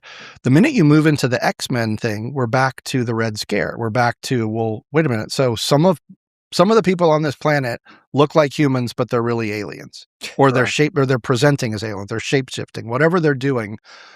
I don't like that, right? Because then how do I know? Now I don't feel, not only am I not the apex predator on the planet, I don't know who to trust or who to believe. You're into like a whole, that's to me, when people talk about ontological shock, it's not just, oh, you're going to remove your free will. It's like, I don't know who I'm interacting with anymore. Yeah. Why would I go out? Yeah. I mean, like clearly the veil is thin with you. Yeah. I meet occasionally people, and I identify with this myself somewhat, where like they just have an absurd amount of weird synchronicities in their life. And there's something going on. And I don't know if it's a gradient between that and like, normal people who just, have like goals to like live, at the behind the white picket fence in the house, and, and they just want the job and they want to become partner or whatever, whatever. Yeah. But that is a type of person that like, it's like these serendipity maximizer, synchronicity maximizer types where things just kind of happen around them. And I don't know what that is. Do you have any theories? Do either of you have any theories? I don't have any stories that rate with that. I have, we actually have one synchronicity story that came out between the two of us. When we started working together, Brent was admiring my UFO books, and he was like, "Hey, you have a lot of UFO books." And he said, "Have you ever read the Mothman prophecies?" Oh, yeah. And at the time, I had not. And I said, "No, I really haven't." And it's interesting because there's no Amazon at the time. You can't like have it delivered to your house the next day. So I had to go down to Melrose Place to a metaphysical bookstore and find a copy of Mothman Prophecies. And I was reading it, and I was keeping it in the backseat of my car. And I took my young son to see a movie. So like a 7:30 movie, getting out at 9:30. And so it's sitting in the backseat. And as we're walking out of the movie, and, you know, it was a dark parking lot, a couple lights, but very dark. As we're walking out, I see a guy at the end of the cars where we're going. And he's a tall guy in a dark black duster jacket, you know, almost Western kind of thing. And he looked weird. I just thought, this is disturbing. I don't want to see anybody in the parking lot. So I moved my son. I was on this side. I go, "Why don't you walk over here?" And I said, "Don't make eye contact, right? We'll just walk past this guy." So we just continue to walk onto our car. And as this guy passes me, he is in a big, long duster jacket, black. And as he passes me, he's holding a book. And it's the Mothman Prophecies. How's that happen? How does that happen? What are the odds? Well, it goes back to that Coleman Domingo character who's, you know, he's moving sets around while he's coordinating, you know, locations for the, you know, main characters to go to and kind of weaving everything together. He's like in this architect position, and it's as if there is some sort of reality management system. Right. And like you can go back to Plato's Republic, you have this guardian class. We are in the cave. Yes. And we're chasing our tails. And a lot, I mean, that would be the dirty little secret about ufology or something would be, you know, I just had a guest on a couple days ago named Max Direcshani. He does all sorts of amazing stuff on lunar anomalies, Mars anomalies. And he was like, I just wrote to the Prince of Liechtenstein, Hans Adams, who's super fascinated with all the UFO stuff. He got all the Roswell witnesses together and he interviewed them. And he's just, you know, is interested in the Princeton parapsychology lab stuff. And I think he was in touch with, there's a photo with him with Hal Puthoff and like just knows everybody in the UFO world. And apparently he wrote a very thoughtful letter back to Max who wrote to him. And he was like, I really tried to get to the bottom of this topic, but every single time, and think of it, this guy has all the resources in the world. Like he's, you know, probably conspiracies are made about this guy, you know, I'm sure they think of him akin to, you know, the Rothschilds and the scent of the heart of power, you know? And, he's like, every single time I thought I was going to get incontrovertible proof and a clear answer, like I'd come extremely close and it would slip through my fingers. And I mean, honestly, that I feel this without that amount of resources. I feel the same way. I feel like I'm chasing this thing and like something almost is going to happen, but then like mud gets slung on it. So like, you know, a certain amount of people just won't believe it because it looks kind of ridiculous or something. Whitley Strieber talks about this as well, where he says, I think they chose me as a communication node for disclosure because I was a horror writer and you couldn't separate fact from fiction. We've talked about that too. Yeah. You are maybe our examples as well. Yeah. Well, but at the beginning, when Whitley's Communion book came out, because he'd been a horror writer, almost everybody said he's just making it up. Because he's using what we call the cover of nonfiction. He's using not the cover of fiction, the cover of nonfiction. He was pretending that his novel was true. Right. Which neither of us believe, but I can understand that perception. You know, when we've told our stories, you know, people go, well, but you guys are just Hollywood writers, right? Like that's what you do. You come up with these crazy stories. Yes, we do. I think in some ways the stories that we have around dark skies are more interesting than what we could have come up with, to be perfectly candid, because they're just too weird. They're too, like, things just don't add up. Yeah. You know, and that's a hallmark of the phenomenon. They add up enough to keep you going down the thread, but not enough for you to stop and be like, I figured it out. And then when you play it back for other people, they're like, well, why would this happen? It's like, oh, that's a really good question. They're like, what are you talking about? Did you take a photo? Did you do a thing? No, I didn't. It's like, so all you have is this crazy story. But Hollywood makes sense. Like if you do, so you do have some guardian class and then we're just sort of like chasing our tails a little bit. Hollywood is this essential piece for the guardian class because if you take, again, the parapsychology stuff at face value, that we sort of create our own reality, it's not purely random atomic interactions that congeal into our reality.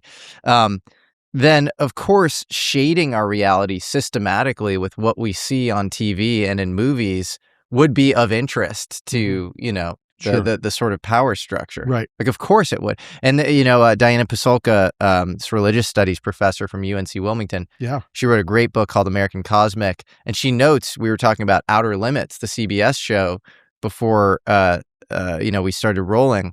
The Betty and Barney Hill abduction occurred, I think, 11 days after the first, show. The pilot had come out, and the aliens had, eyes wrapping around their heads. And that seemed very similar to the Betty and Barney Hill experience, but it seems like these things are being shaded. Well, there's a great connection. Let's take the Betty and Barney. Yes, the Outer Limits, I think it was called the Bellaro effect or something, which had that episode. And then they did have their event within a couple of weeks of that. But now think about it. So what happens? In 1975, NBC makes the only movie that's ever been made about him is called, but the book was called The Interrupted Journey, the option that they make a movie called The UFO Incident, okay? James Earl Jones is the star. Okay. And that's where a lot of people saw and heard about the Betty and Barney. Not a great film. I mean, by today's standards, no effects, and it's not that great. But what happens 2 weeks after the UFO incident? Travis Walton gets abducted. That's wild. Okay. So you just have this, Outer Limits into Betty and Barney into the UFO incident. It's like curving back on. And then what happens after Travis? You get the fire in the sky effect. And what happens with that? Hollywood comes in and goes, your real abduction, Tracy Torme, a friend of mine, wrote it. They tell him, the real story of Travis isn't good enough. You have to do a better abduction. So the abduction people have seen in Fire in the Sky isn't really what happened to him. So you've got all these truths shading into each other, and it's really hard to pull them all apart. But the one thing I will say, by the way, is the Witch's Hag, that jumped Brent. I think Witch's Cove on HBO just they did their own episode of that. And when I was doing The Crow, Stairway to Heaven, producing that show, we did debate doing an episode about this because that's the thing. Stories like the witch jumping you from your bed, that goes back hundreds of years. This stuff has been around. Yeah. So you can't say one person just made up this story. You got to go, but it's in a lineage of people that have always done this. I think that's one of the frustrations of frankly researching UFOs. And it's so hard. It's like you're staring at the sun or something. Yeah. And there's all sorts of examples of sort of predictive programming. The Simpsons seem to get an anomalous amount of things really right. Yeah. You have this book called Wreck of the Titan, written by Morgan Robertson in 1898, like 12 years before the Titanic. And it describes the Titanic to a T, like perfectly. And you had these blue-blooded elites on board, and it was April, and it was like the exact specs of the ship. And it was at night. You have the Adventures of Barron and Donald Trump, in the 1890s, and of course Barron and Don, their time traveler. Right, yeah. There's a lot of this stuff. It's really fascinating. And then you get into around going back to Disclosure Day, Obama doesn't visit normal movie sets. He's not going around to movie sets. Steven Spielberg let fly on Michelle Obama's podcast that her husband, Barack, visited Steven Spielberg. I guess they're good friends on the set of Disclosure Day. Right. So that implies some sort of deep interest on behalf of Barack on in what Steven Spielberg is doing. Yeah. I've been obsessed with Betty and Barney for years. We even put a scene with Betty and Barney into the Dark Skies pilot. So I had written a screenplay about Betty and Barney, and I was all gung-ho to go sell this thing. And then Barack Obama and Michelle Obama announced they're going to make a Betty and Barney movie. Yeah. So it's not like, which they've abandoned. That ain't happening. So for everyone who's thinking the Obamas are making it, they're not making it. But the fact that they're that interested. Yes. What was he doing saying, I'm going to make the Betty and Barney thing? Right. And I think Barney, not Barney, I think Barack, he knows a lot. He clearly does. And then simultaneous to, so he says on this podcast in this like rapid fire questioning section, he goes, aliens are real. And then he sort of moves on and he goes, but it's not like, these beings, under Area 51 or whatever. Are aliens real? They're real, but I haven't seen them, and they're not being kept in what is it? Area 51. Area 51.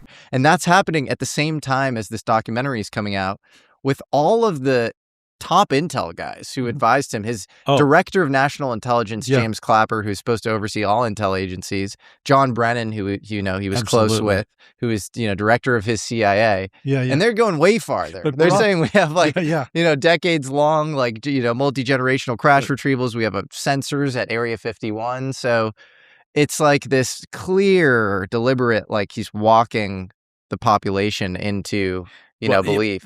I think he does know what's going on. But remember when he did say to that guy during the rapid fire questions, and he said, well, aliens are real. But then what did he have to do? The very next day, he had to buy it back. There was so much blowback on him for having actually said the quiet part out loud that he had to say, all I meant was, in the vast universe, there have to be aliens out there, but that's not what he was saying. Well, I felt like it was mission accomplished because I almost thought he was baiting Trump a little bit. I think Trump took it. Trump took the bait and started revealing saying, classified info. And then if it's classified, it's real. You don't classify fake stuff. So the whole thing, very interesting to see a past president and a current president fighting over alien existence. Yeah, whoever thought crazy. We'd be on this timeline, especially for you guys who've been into this topic for decades when it has been so kind of, at the margins of society. Although, you and I, are we allowed to say that you and I saw Disclosure Day together at the IMAX, which was cool, and I really enjoyed that. And one of the things that we both turned to each other during the film is when they had the Nixon showing Jackie Gleason, the alien bodies in Florida, which is no big spoiler. It happens early, but we look at each other. And we've always heard that story, as we were talking about. We've heard this story, but it's kind of this ha-ha, and yet there are, it was this Jackie Gleason's wife told the story. But what they use in Disclosure Day is they give it meaning.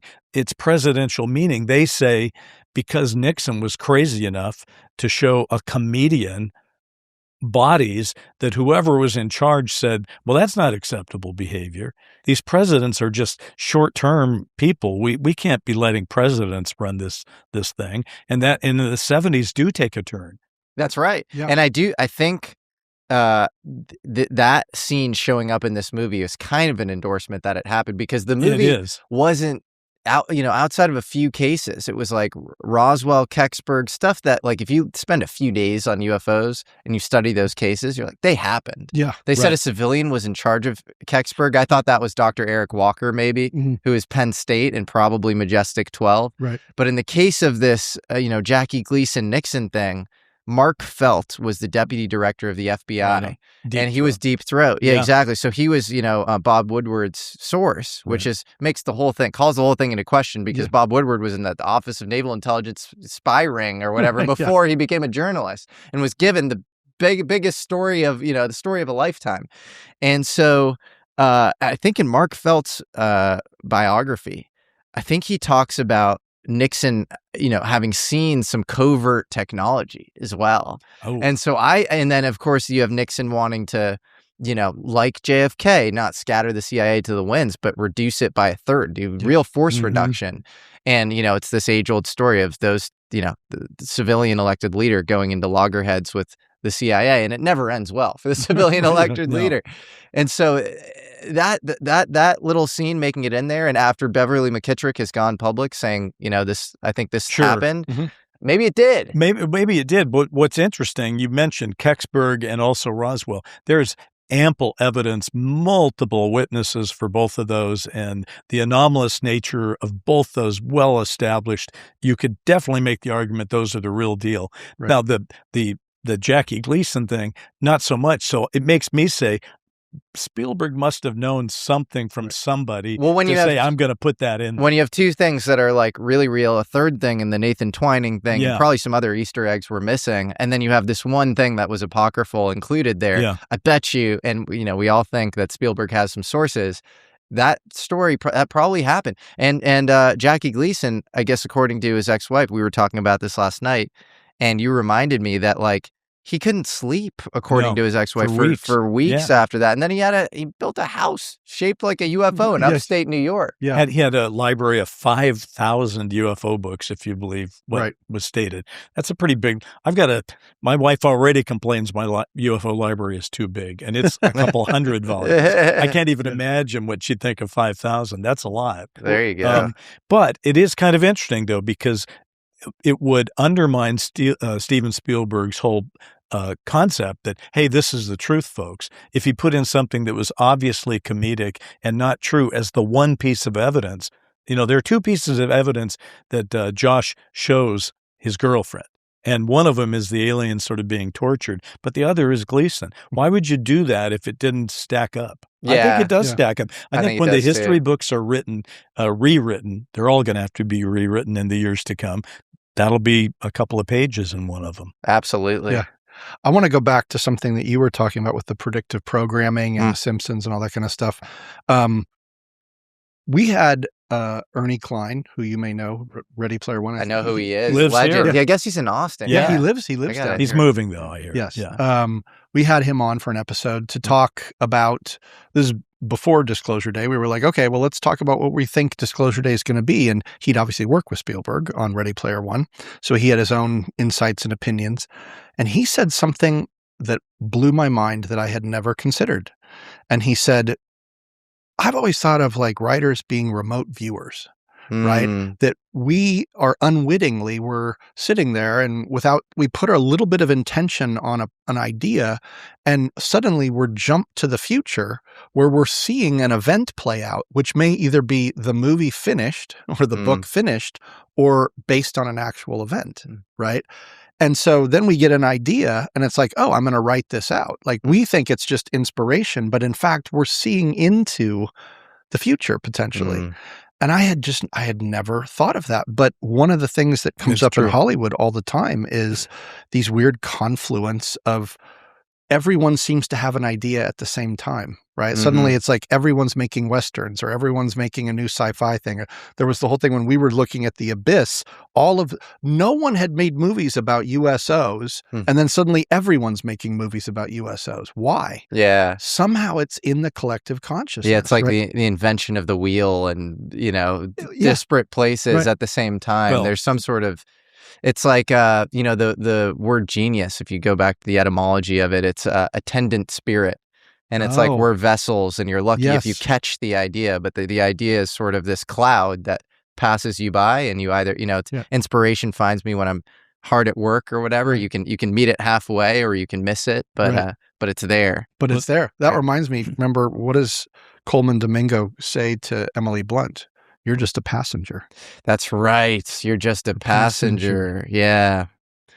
That's wild. You're just a passenger. And then she has to there's something about your life, which you sort of just articulated.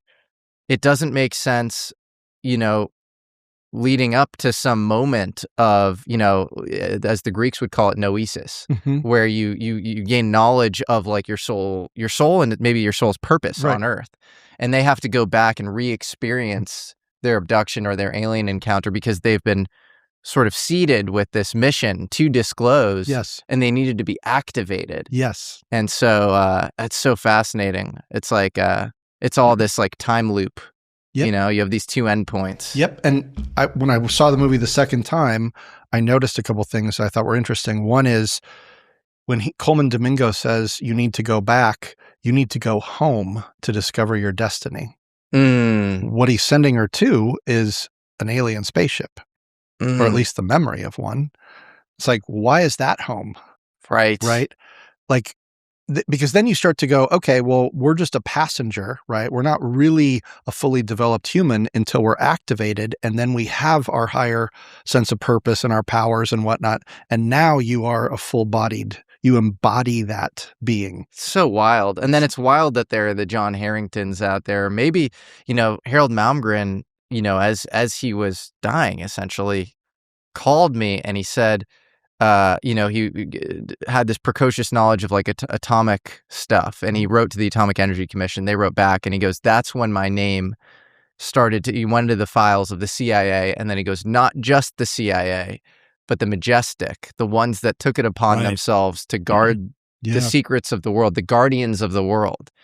And so it's like, are there people, humans in elite military intelligence and scientific circles that are sort of reality managers? It's a weird concept. It is. I got a question for you there, because we saw it together, and what do they say in it? He goes, Coleman Domingo says, "It's the two of you. It's always been the two of you." The only way for you to know your purpose is to go back to where it all began.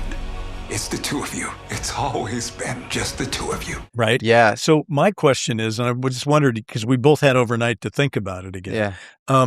What about all the other people that have been abducted? Where do they fit in this? It's always you two. I mean, what were they abducted for? And what's the point? Are they all going to be triggered? Is that in? I mean, what was the director saying here? I don't know. Sure. There's this Hansel and Gretel sort of. which has got to be a spacecraft. Right? Yes, that's what it was. It was a false image of a house, like, oh, look, this beautiful little, like, gingerbread house with the animals leading you into it, and she's just a little girl. But then you get inside and it's a spaceship. But not every abductee is, it's not all cookies and milk, for them. A lot of them are traumatized. So I just kind of wonder where they fit in this truth. It can't just be about just two people. No, clearly not. There's all this, if anything, and by the way, I think we should say this, Disclosure Day is not a perfect film, but it is an important film. Okay. Mm-hmm. People can disagree about the film. They can argue about train wrecks and car chases and all that stuff and whatever. Everybody's going to have a different experience with film. That's the one thing, I've certainly learned in my career, and you have too, Brent. It's like you put something out there, not everybody's going to see it through the same eyes. I get that. But it's an important film because what Spielberg has said is, I'm going to call it Disclosure Day. And I'm going to tell people that it's the truth. I mean, he's done dozens and dozens of interviews, and you've seen a bunch of them. Yeah. And he's like, it's all about the truth. Well, okay, I think we could debate the truth about it's always the two of you, the details. But the big truth that he's got in there is this thing is real. There is evidence, lots of evidence, and it's been going on for a very long time, and it's coming at you. Well, that's probably what we need right about now. We've got the Age of Disclosure kind of documentary effect coming out. We have Spielberg, for whatever reason, saying, my movie's the truth. I don't believe everything in his movie is the truth, but I believe the big picture is. And that's kind of what is kind of percolating through the culture right now. We're at this inflection point right now, Jesse. At least it feels like it to me that things that, especially having written a book about disclosure with Richard Dolan, I mean, we thought about this for a long time. It does feel like the moment is coming. I'm not sure yet exactly how we get there, but I don't see how you, as they say, put the toothpaste back in the, but you use the analogy of hard cut or slow dissolve into after disclosure. Right. And I would say it's definitely a slow dissolve. It seems like there's no, and it's because it's such a personal process. It's a bunch of people being activated on an individual basis. And we sort of do create our own reality, and you can ignore this thing happening for the longest time until it's staring you in the face. We are clearly living in a slow dissolve, but the interesting thing is we could have a hard cut any second. Imagine if an event like the Phoenix Lights happened today.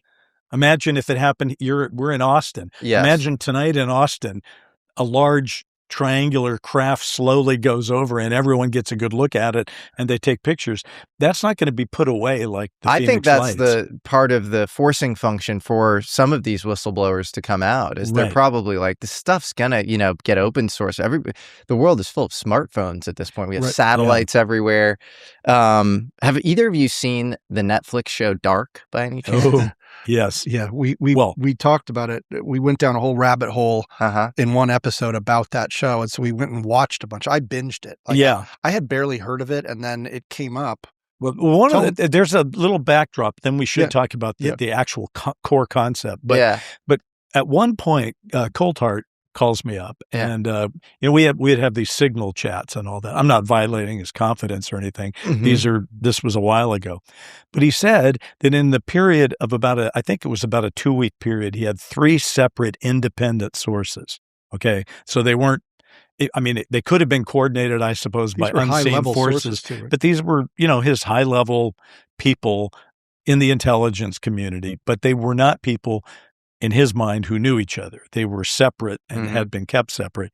He said in a 2-week period, all 3 of them had said to him, so I guess maybe this was part of the playbook, but they had all said, well, if you really want to understand what's going on, watch this Netflix series, Dark. Yeah.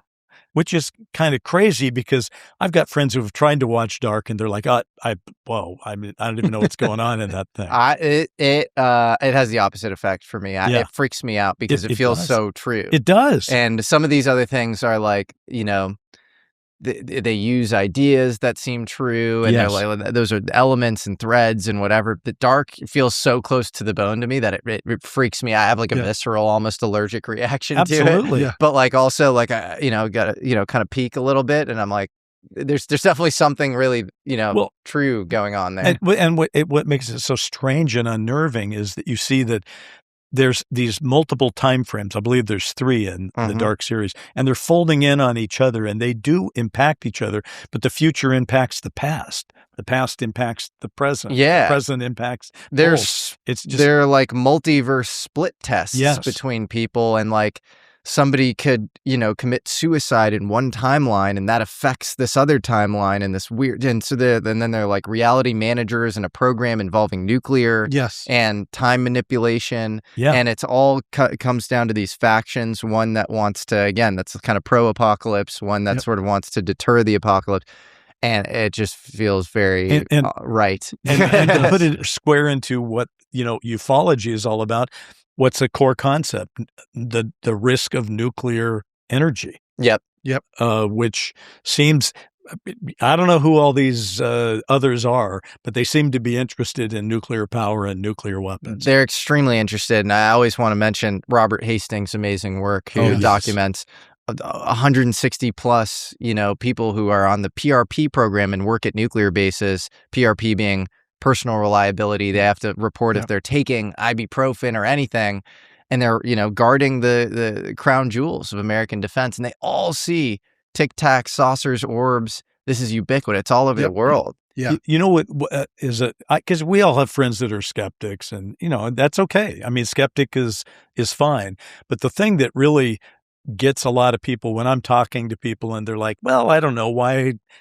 I'm not like you, Bryce. You know more about, but I don't really pay attention to that. I just say, well, okay, we can prove beyond any shadow of a doubt that they're interested, whatever they are or wherever they're from and whoever's in them, that they're interested in nuclear weapons. Okay. And they've shut off nuclear weapons or turned on nuclear weapons.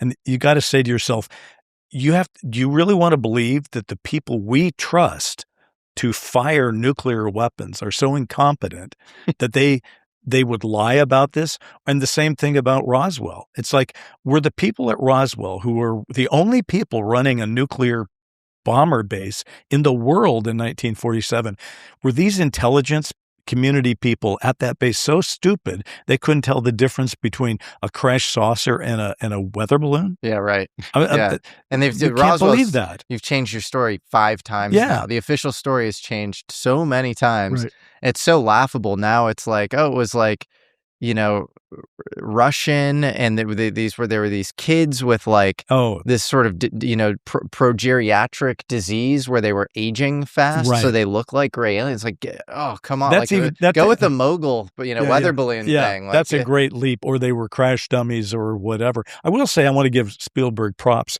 I really enjoyed his little sequence with Roswell because we know anybody who's studied it knows that kind of film exists. Now, he had to recreate it, but again, someday, hopefully in my lifetime, those will be the kind of film documents that get released onto that government website. And we can all look at that stuff and we won't have to go, well, what do you think? Do you think maybe? Do you think? We'll just know. Well, Harold Malmgren, not to keep shilling this one interview.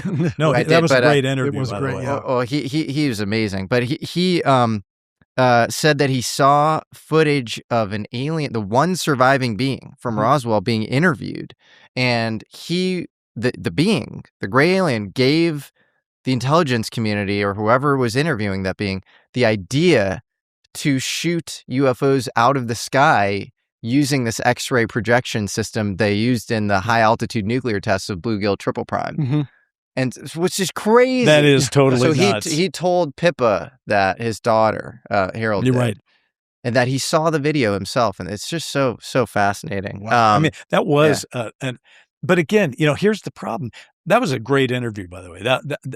That had me riveted because it was good, but also because it sort of validated this connection, this JFK UFO connection that we'd sort of supposed, and then we're like, well, we just kind of made that up. But then it looks like, no, we were, what'd you call it, predictive programming? Yeah. We were like almost predictive programming of it. And but you have a great interview, got a great source, and yet what happens when that kind of story comes out? We still get the debates. Well, I don't know. He was old. He was this. He was that. Yeah, and I can pretty definitively debunk all the debunks. I think they're lazy and sloppy. I think they were coordinated too. They came out like very immediately.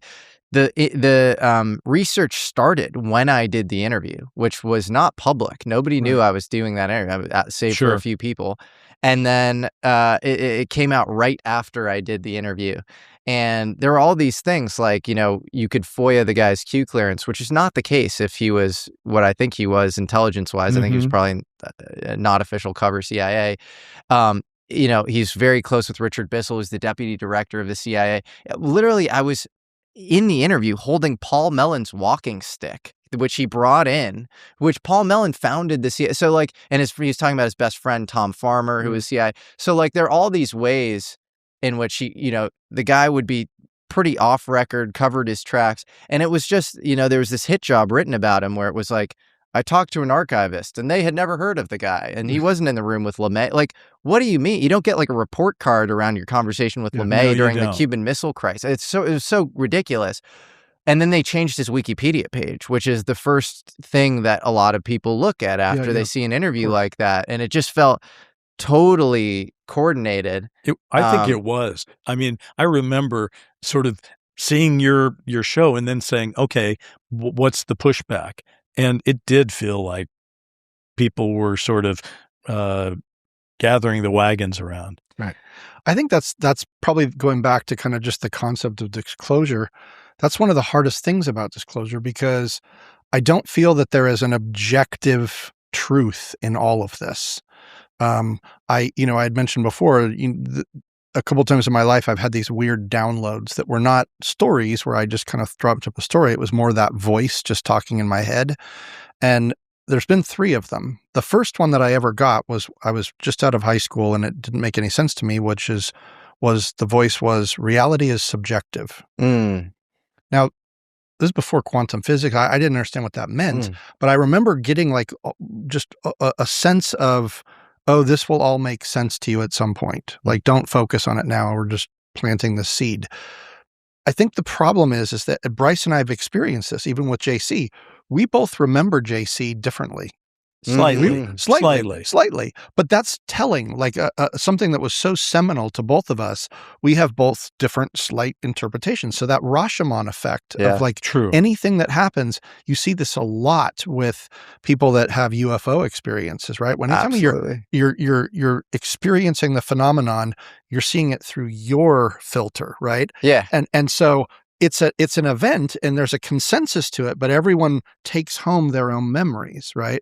And then you have Mandela effects, and then you have, where you have literally air pockets of different consensus reality where, some people don't remember South Africa's unification involving Mandela. They thought he died in prison or whatever. It's a whole large exactly. group of people out there.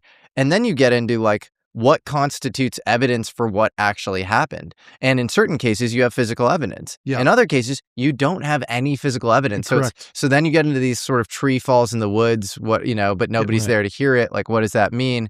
And there's this neuroscientist, Wilder Penfield, who says that, your false memories are indistinguishable from, real ones, and you can implant false memories. Yep. So you get into really trippy kind of Descartes' demon territory where, like, maybe there are probable futures and probable pasts and a constricted present. Yes. And you have this 0-1 flipping, and it flips to 1 in the present.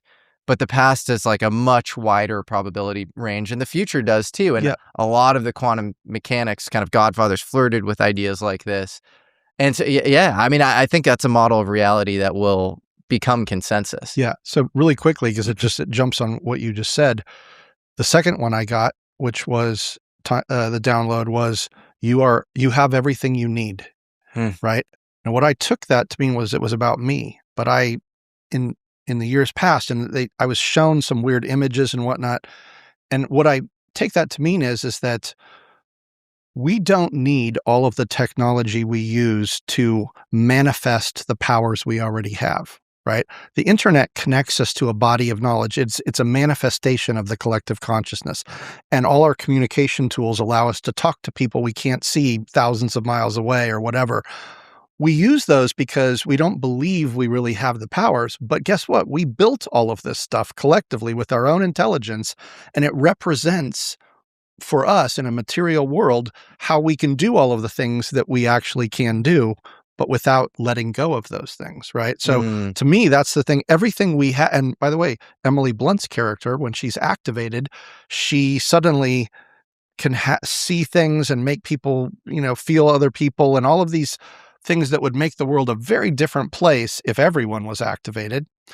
So the third one was, very simply, timelines.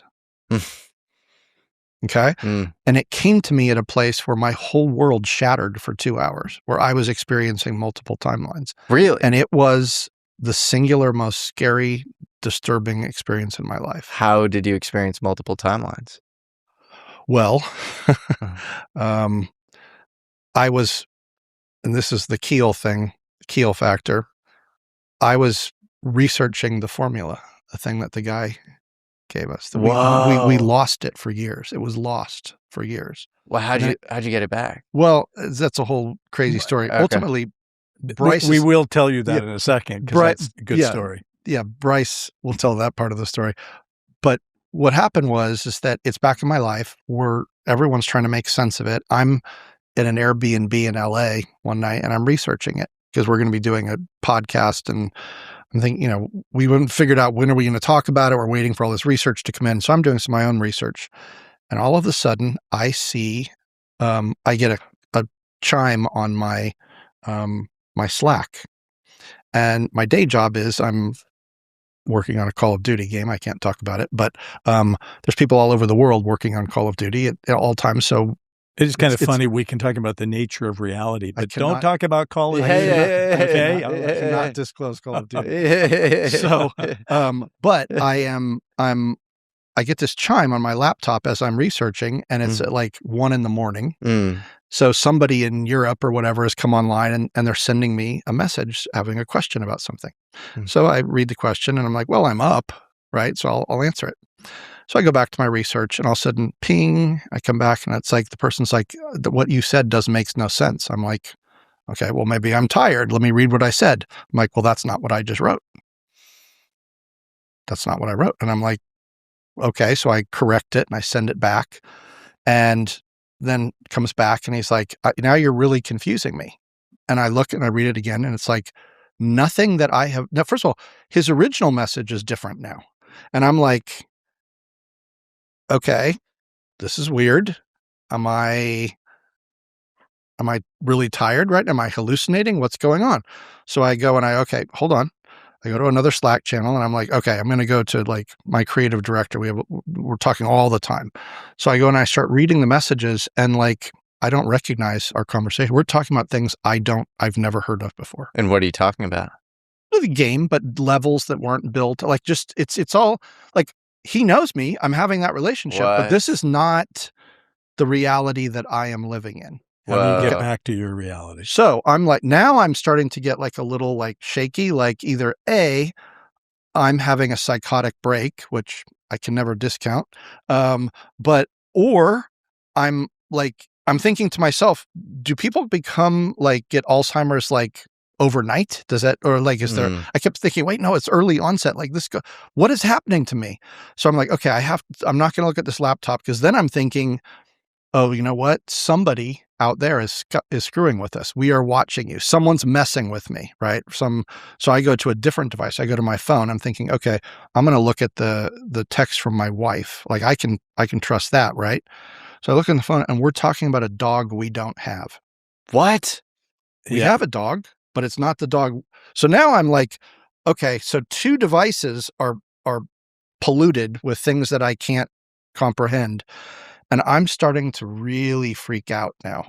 I'm like, okay, what's going on? I'm looking at different Slack channels, and the more I stare at it, the more things become like even wildly different than so it's like you popped into a different timeline, like your body was ported into another timeline. But there was no moment where it was like, I was just researching, and all of a sudden I get a ping on a Slack, and that, like, the whole thing took me down this. So all of this is happening, and by the way, I'm in an Airbnb. It's like, by now it's like after 2 a.m. and I don't know, who am I going to call? I'm going to call someone and say, I'm in a different timeline. Help me. Don't call me. I'm not going to call. I'm not going to call 911. Like I'm thinking, if I tell anyone what's going on, I'm going to be in a straitjacket. Like they're going to think I'm insane, but I don't know how to get out of this.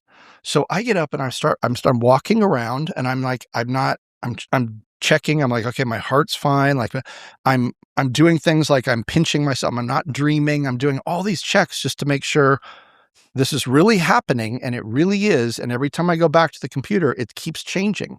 It's all these things that I'm not familiar with. So I'm like, okay, stop. I'm going to go take a shower. I'm not going to look at any of this anymore. I'm going to shut down all my devices. I'm going to just take a shower, and I'm going to hope and pray that if I can go to sleep, when I wake up in the morning, everything will be reset. Like that's what the mantra I'm telling myself. I get in the shower, and I'm kind of like trying to wind down, and I hear that voice say, timelines. I'm like, what?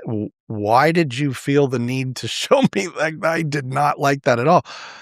I get into bed. I'm thinking about this. I fall asleep. The next morning I wake up, and with dread, I'm looking at my devices going, if I open those and I'm in a different timeline, I feel like I'm going to lose my mind, or that I've lost my mind. So I boot everything up, and everything is back to normal, but only 99%.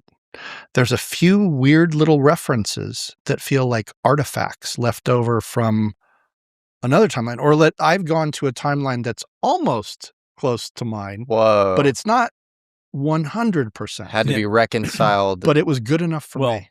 It was good enough for me. What was a holdover from the other timeline? It was things like, it was just simple things like dates, like, oh, we have a big thing that we're supposed to do. And it's like, no, I wrote that down on another file, and there was a discrepancy. It was like that weird Mandela effect where it's like, no, I had a Pages file, but in Slack, the dates that they were referencing was something different. And this is while you're studying this light, sound, and frequency document that JC had given you, and you're trying to interpret it. Over 20 years earlier. I have to ask, what do you guys think this document means? Well, okay. So a real quick, this shows the power of $500 because Brent was supposed to have put it in a safe deposit box, and he lived in LA, and we went on about our lives because we didn't know. There's no internet. What are we going to do? And we're both raising families, and we got work to do. So it's in that safe deposit box. He moves the message. Yeah, the back of the envelope. Okay, and then he moves, and and he takes it with him. Okay. And we don't talk about it. We don't revisit it. We don't fondly go there and look at it and think about it. He's doing his thing. I'm doing my thing. Life goes on. Right.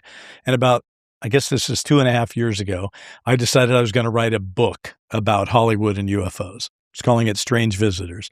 And so, of course, I want to see this thing. right? So I call up Brent and I go, hey, man, you've had it a quarter of a century. It's my fucking turn. Sorry, but it's my turn. I want it. I want to look at this thing. He says, okay, yeah, I understand. He can't find it. Okay, because he's got a different safe deposit box up in Washington. And I get a little steamed. I mean, to be honest with you, I mean, my threats got increasingly irritated. I was like, it's really my time. Yeah. It's important to me for this book that I see this thing. And he wasn't able to find it. And I told you about giving my son $500 to do the Grusch thing. You're leaving out one part. What precipitated that was you said, you know what, you need a second set of eyes. I'm going to come up there and go through all your stuff with you. I threatened that I would do. Okay, well, that's where we're drawing the line. And you were like, but my daughter's coming home for the summer from college. What could we do with her? And I said, I'll give her $500 if she finds it. And she found it. She found it. She found it. Saved the day. She saved the day. And a really funny little detail was, in Washington, it rains a lot, right? Mm-hmm. So the back of this envelope, it was, like I said, it was an ATM deposit with slip. the little sticky. So on it had the other stickum on it. Okay. So that's what this formula was written on. It went into a small manila envelope, and it was in one of my boxes, right, in my office. When it got moved out of the safety deposit box, which my wife did, and she said, oh, it's in one. So when I went and looked through all my boxes in the garage, I couldn't find it. And I went through it twice for Bryce. My daughter came in. She was very thorough. She went out there with a headlamp on and gloves and was going through everything. And on the second day looking for it, she comes back in and she goes, is this it? I was like, what? What had happened was it had come out of the envelope and it had gotten moisture on it. So it had stuck to the back of a book because it had the stickum in it. Whoa. So I found the envelope, which was empty, and I threw it back in there. And so she found the envelope and she's like, okay, I'm going to look around here. So she started shaking everything and it fell off the back of a book that had a white backing on it so that you wouldn't even have noticed it. And that's the only way that we found it. I would say this. She's amazing. We are close to stopping any charade that we're having about, we're going to put it out. We're not going to sit on it. Yeah. We're going to, we're just going to do a show and bring in the people that have consulted done with research us on it and voice everybody's opinion. I'll be give tuning in. Well, you can be one of them. How about if you're one of them?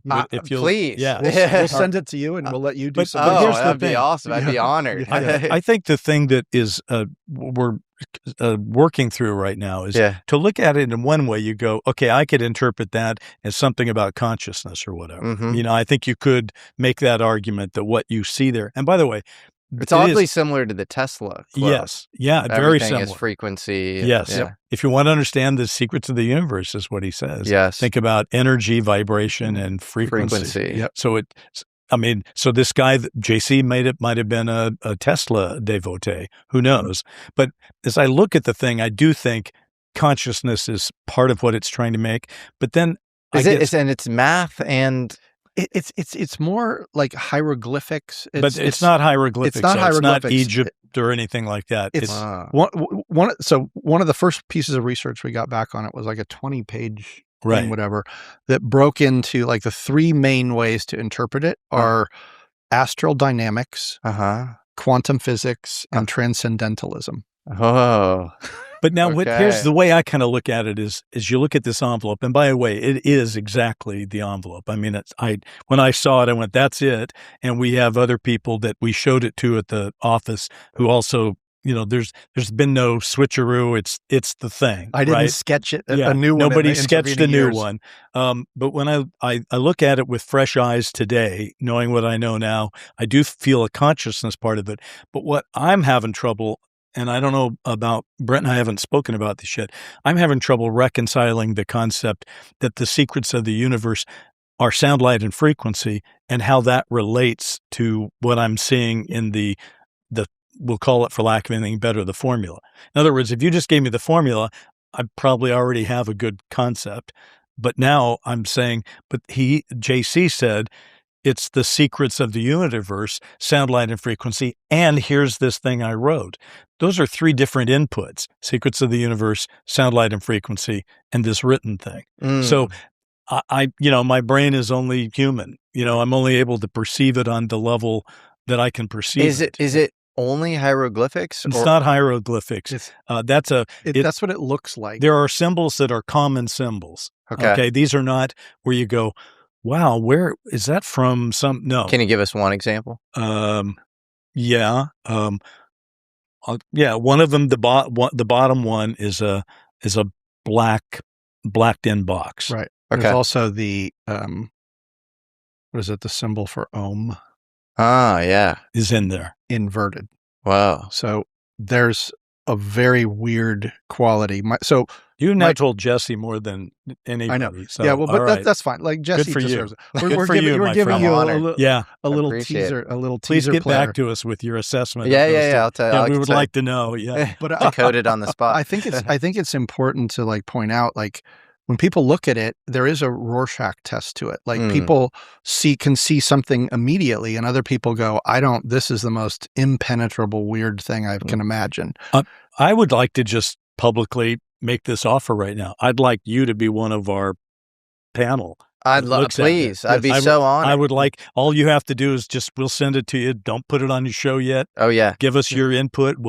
When we go public, you can have at it. I'd be honored. You may have an opinion that, we're trying not to tell anybody what to think. We're trying to just say, here it is. What's your thought? Because we don't have a vested interest in it. I'm so excited to look at it. Okay, I great. have to say, it would be hilarious if JC was just like a local homeless man. He gave you like this Voynich manuscript to like. But you know what? Here's the thing about it, though. When Brent described it, he is right. The guy kind of turns around and did this, and it was 30 seconds, and yet what he wrote is clearly intricate. Okay. And so what that means to me is that quite likely JC had this in his head. He didn't make this up on the spur. Nobody clearly premeditated. Yeah, nobody made that up in 30 seconds. Yeah. He was putting something on this paper that he was well aware of. So he did that. So there's thought that went into it. Yeah. And to me, that's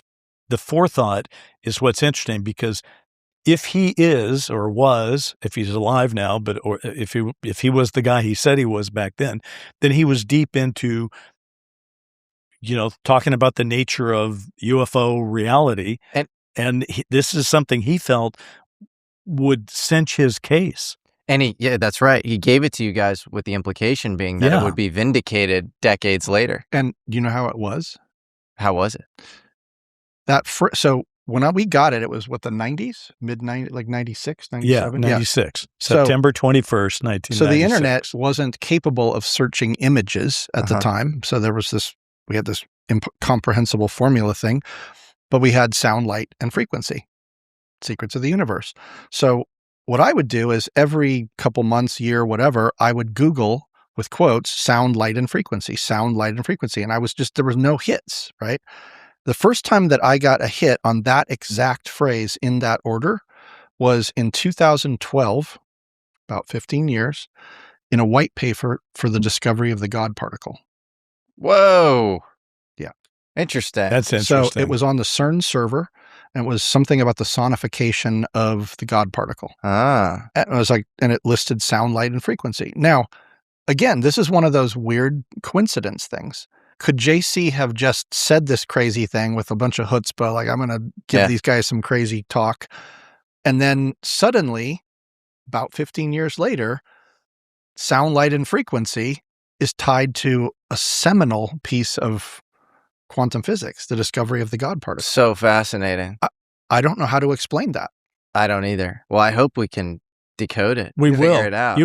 Now you're part of the secret decoding team. I'm Think about that, my friend. We'll do our blood pact after. Yeah, this. we will have to. Yeah, totally. Speaking of predictions possibly being vindicated, you had a show with Ross Coulthart. Yeah. He made a very bold, I don't want to say prediction, or it was like a statement essentially, that he knew unequivocally, without a doubt, that the tic-tac on which so many people rest their conviction when it comes to UFOs. Steven Spielberg will cite this Nimitz case in 2004 for his own, reopening of interest in UFOs. In 2004 with David Fravor, he said definitively that he knows that is Lockheed Martin technology. He did even more definitive than that. I mean, this is the last show I ever did with Ross, by the way, last Need to Know. And normally before a show, we would discuss not great detail, but we'd go, hey, what do you think about what we could do? Yeah, and then we could talk about it.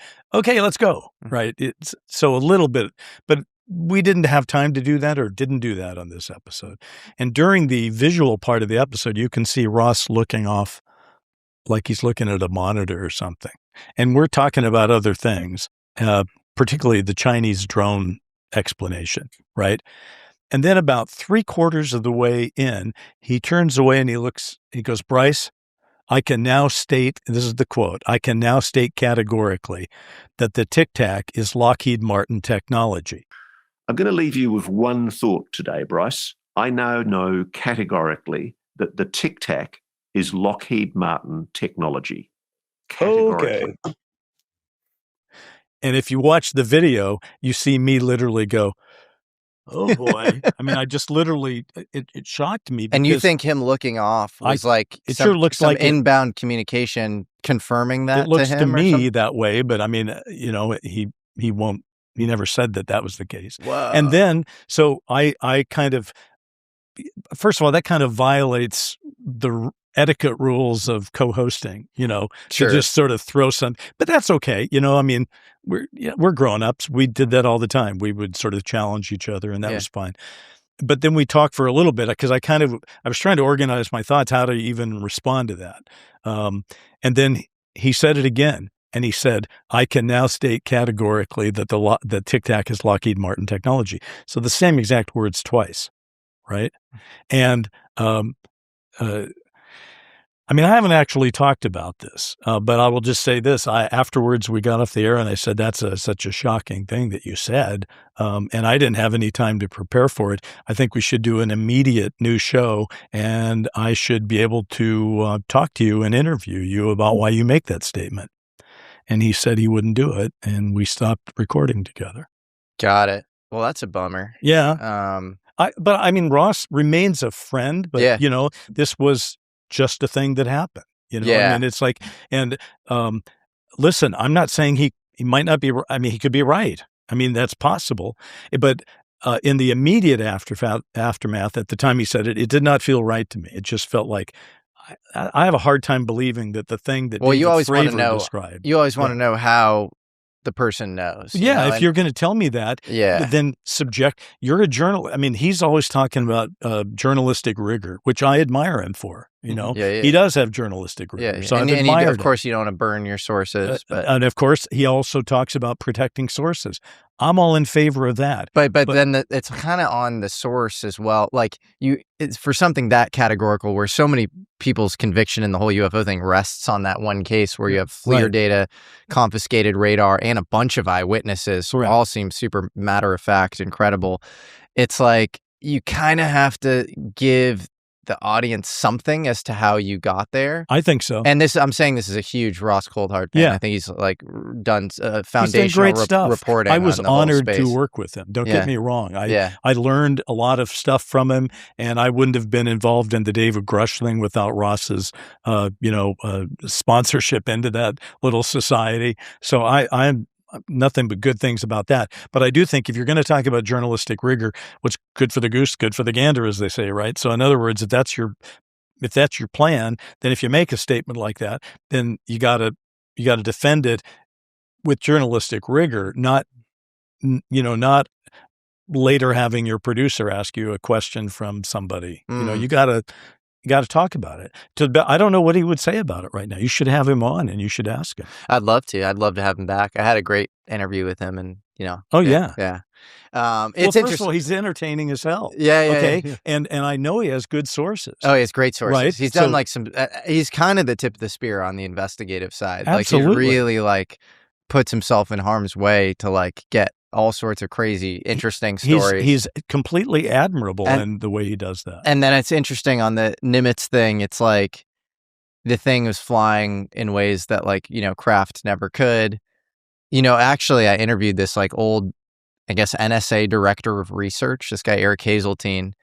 And he was like, he brought this thing up. He was like, what if the object is massless, F equals ma, and so it could accelerate at those speeds and like break conservation of momentum if it was like a hologram or something. I was like, I hadn't really thought of that. And that's kind of this really important overlay of thinking about all these videos that are coming out where it's like, we don't really know. That you're not like a VFX person. You don't know like the tip of the spear of advanced technology. And then I think some of that, so then you have to ask yourself, is part of what came out in that 2017 New York Times article, what were there American national security things that we could do that you want to call UFOs? Right. Alongside, obviously, a whole, treasure trove of data around like real anomalous UFOs. Yeah. Was there some intentional conflation made there? Or, do you just take at face value this like really inexplicable case that I cannot explain? And Nimitz, to me, seems really like, it's very hard to explain. You blew my mind last night because you said to me that when you first heard him make that statement that you were like, no, I don't believe that. That seems not reasonable, but that you're now 50-50. Now I'm kind of not 50-50 on Lockheed necessarily, but some, maybe 50-50 maybe it's most likely it would be Lockheed if they did, but 50-50 on man-made. Yeah. Interesting. Yeah. What changed your opinion over the time? Yeah, it's a good question. I think some of the people who kind of have pushed disclosure over the last 10 years have ulterior motives. And I think, and then like, so I think it's really important. Like a lot of people know that, right? And they'll say like, this person's a bad actor.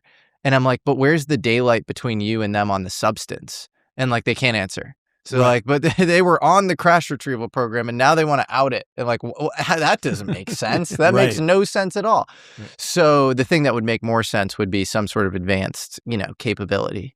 And then you were kind of doing a little conflation thing. And to be honest, I don't really want to speculate beyond that because I'm not trying to out, Right. I think there's some fundamental things that have been discovered, like the Byfield-Brown effect, which, I'm obsessed with this Townsend Brown character, and, there are things like that where it's like you can't hide that from people. It's like basic science. It's a whole like new lineage of things. But if it's like a weapon and it's like a trade secret around the weapon, I'm not trying to get in the way of that. But that sort of hermeneutic lens is like you have to consider, of course, for that event specifically. It was a vexing thing because I had sort of taken it as an article of faith that the Tic Tac was, not ours. Yeah. I didn't know the details, but it sure didn't seem to be ours. Okay. One other thing, which is, I know Jake Barber is obviously a source for Ross. And, his whole thing is like the psionic assets, like kind of locking. And Ross on other occasions has said, I know about like I shouldn't do an Australian accent. I know about like these psionic assets locking onto craft with their mind and flying them, and so that was the whole Jake thing. Sure. And so I wonder if you can combine those two declarative statements and say that this was Lockheed tech around flying stuff with your mind, and there are a couple of Lockheed patents, one of which is under this guy John Norsine, which involves kind of neural imprints and neural interfaces for flying aircrafts. Right. And there was a Battelle study on this sort of thing, I think in the early 2020s. That was kind of a follow-up on the Norsine thing where you'd put nanotechnology and, because I think the Norsine thing was based on electrical signals in the brain. Mm-hmm. And so this is an area of active research and you have all the Skywatcher stuff going on. And so maybe there are psychic pilots of these things. Maybe. And if you think about what is the highest bandwidth, lowest latency system, it's not a machine, it's the human brain. Yes. Here is the biggest thing that has always vexed me, okay? Many of us, not just Ross, but many people who are researchers today, many of their sources are in the intelligence community. Okay. Yeah. And many of them are active or recently active. And so that's where you're being told certain things. But then what if your intelligence assets are working you? Then So it's not that simple. No, it's like not. You have to evaluate every source that ever comes out. Yes. And that's why, again, all we can ever do, whether it's whoever's coming out with stuff, you got to be transparent as well. And so the frustration that I think has always existed between researchers and the people who view their research is they want to know the names. Why don't these people just come forward and lay it all out? Yeah. And Ross, to his credit, would always say, that's not the way the game is played. But there are ways to work around that, which is what we just described, like, the Skywatcher thing, flying the crap, the mine, these public patents. And so Absolutely. you can use open source research, never burn a source, but like kind of, rework in the open source world, through first principles, inductive logic, how you got there. You never want to burn a source. What you do have to do is protect and nurture them. Like I'm friends with George Knapp as well, who actually, he and Jeremy Corbell were also involved in the David Grusch bringing. And everybody had to treat David Grusch for a while with great care. Yeah. Not scare him away, but to create a system of confidence for him to come forward. And if they'd jumped too fast or too hard, he might have gotten scared and turned away, and we might not have had all the information that he brought to us. Yeah. Well, we've definitely seen an infinite, amount of new information come out about this. And maybe we can get your, former mentor, family friend, John Herrington, back on record. And let's get him on your show. Well, let's go. I think we should all do something with it. That would be legendary. That would be an amazing thing. And you should try to do that. It would be, yeah, go ahead. No, I was just going to say, this is part of what Dave Grusch was asking is like, could you help make this happen? Yeah. I feel I'm in a very weird space because on one hand, even telling this story publicly about him and whatnot, really upset my mom because she was still friends with the family, and she made it quite clear to me he's not in good health. Like if he wanted to tell this story, he would have done so. Right. Right. And I said, okay, I understand that. I'm not going to try and make him tell his story. I'm going to tell the story he told me. Yeah, because maybe he wanted you to tell it. And he even made those statements what if you did? I could always deny it. Right. I've watched, Brent, you go to travel quite a distance on this. When you first told me, we weren't even talking about his name. Right. Well, you should try to reconnect with them at the very least. You know what? Or I just let it happen naturally because I have a sneaking suspicion that somehow all of this is going to lead back to somehow us coming together. I love it. I don't know how or why. I'm not going to force it happening, but I just have a weird sense that it's going to. And frankly, if I like that. I wish John Herrington, first of all, I wish him a healthy life for what is left for him. But again, I think we've entered a new era where we all have to bear witness. And the reason Dave Grusch and the House Oversight Committee are after Brent to get him Herrington is he must be an important player. He must know certain things.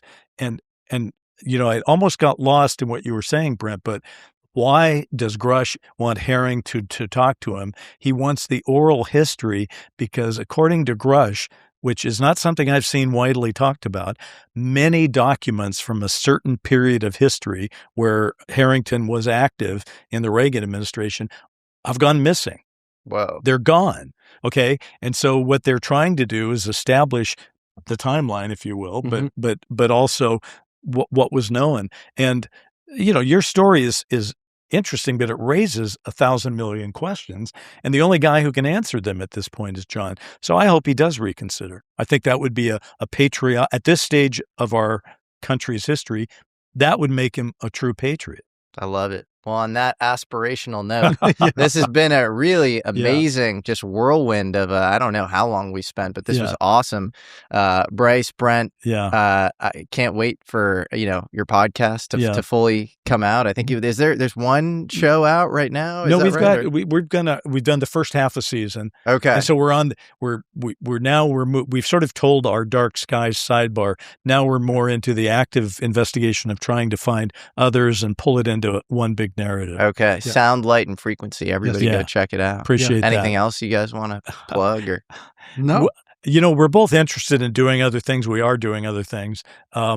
But sound, light, and frequency, which is, by the way, if people want to find it, soundlightfrequency.com. But it's kind of our obsession right now because we want to come clean on the story, and we want to not hide it. We just want to get it out there and let the world do with it what they want. Well, that's, it has humanity level implications. Yeah. As cool as Call of Duty is, and you're making a World War II movie right now. I am making a movie. So. Well, that's true. And it's always fun to make anything in Hollywood. But what's interesting, and by the way, that takes you back to Disclosure Day, right? Because with Spielberg, obviously he could have made anything in the world.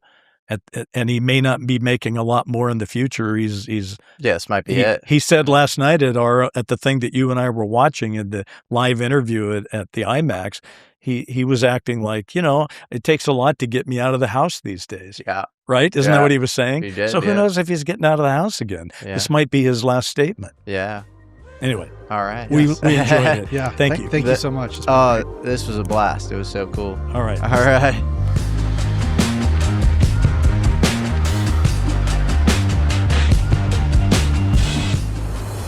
If you want to access our episodes 24 hours early and want to watch them completely ad-free, please consider supporting the show by joining our YouTube membership. Just click the link in the description to join today. Your support helps us so much, and it allows us to keep making the show and go deeper into the kinds of stories we care most about. And a little early access and not getting bogged down by ads is kind of a cool perk. So join today.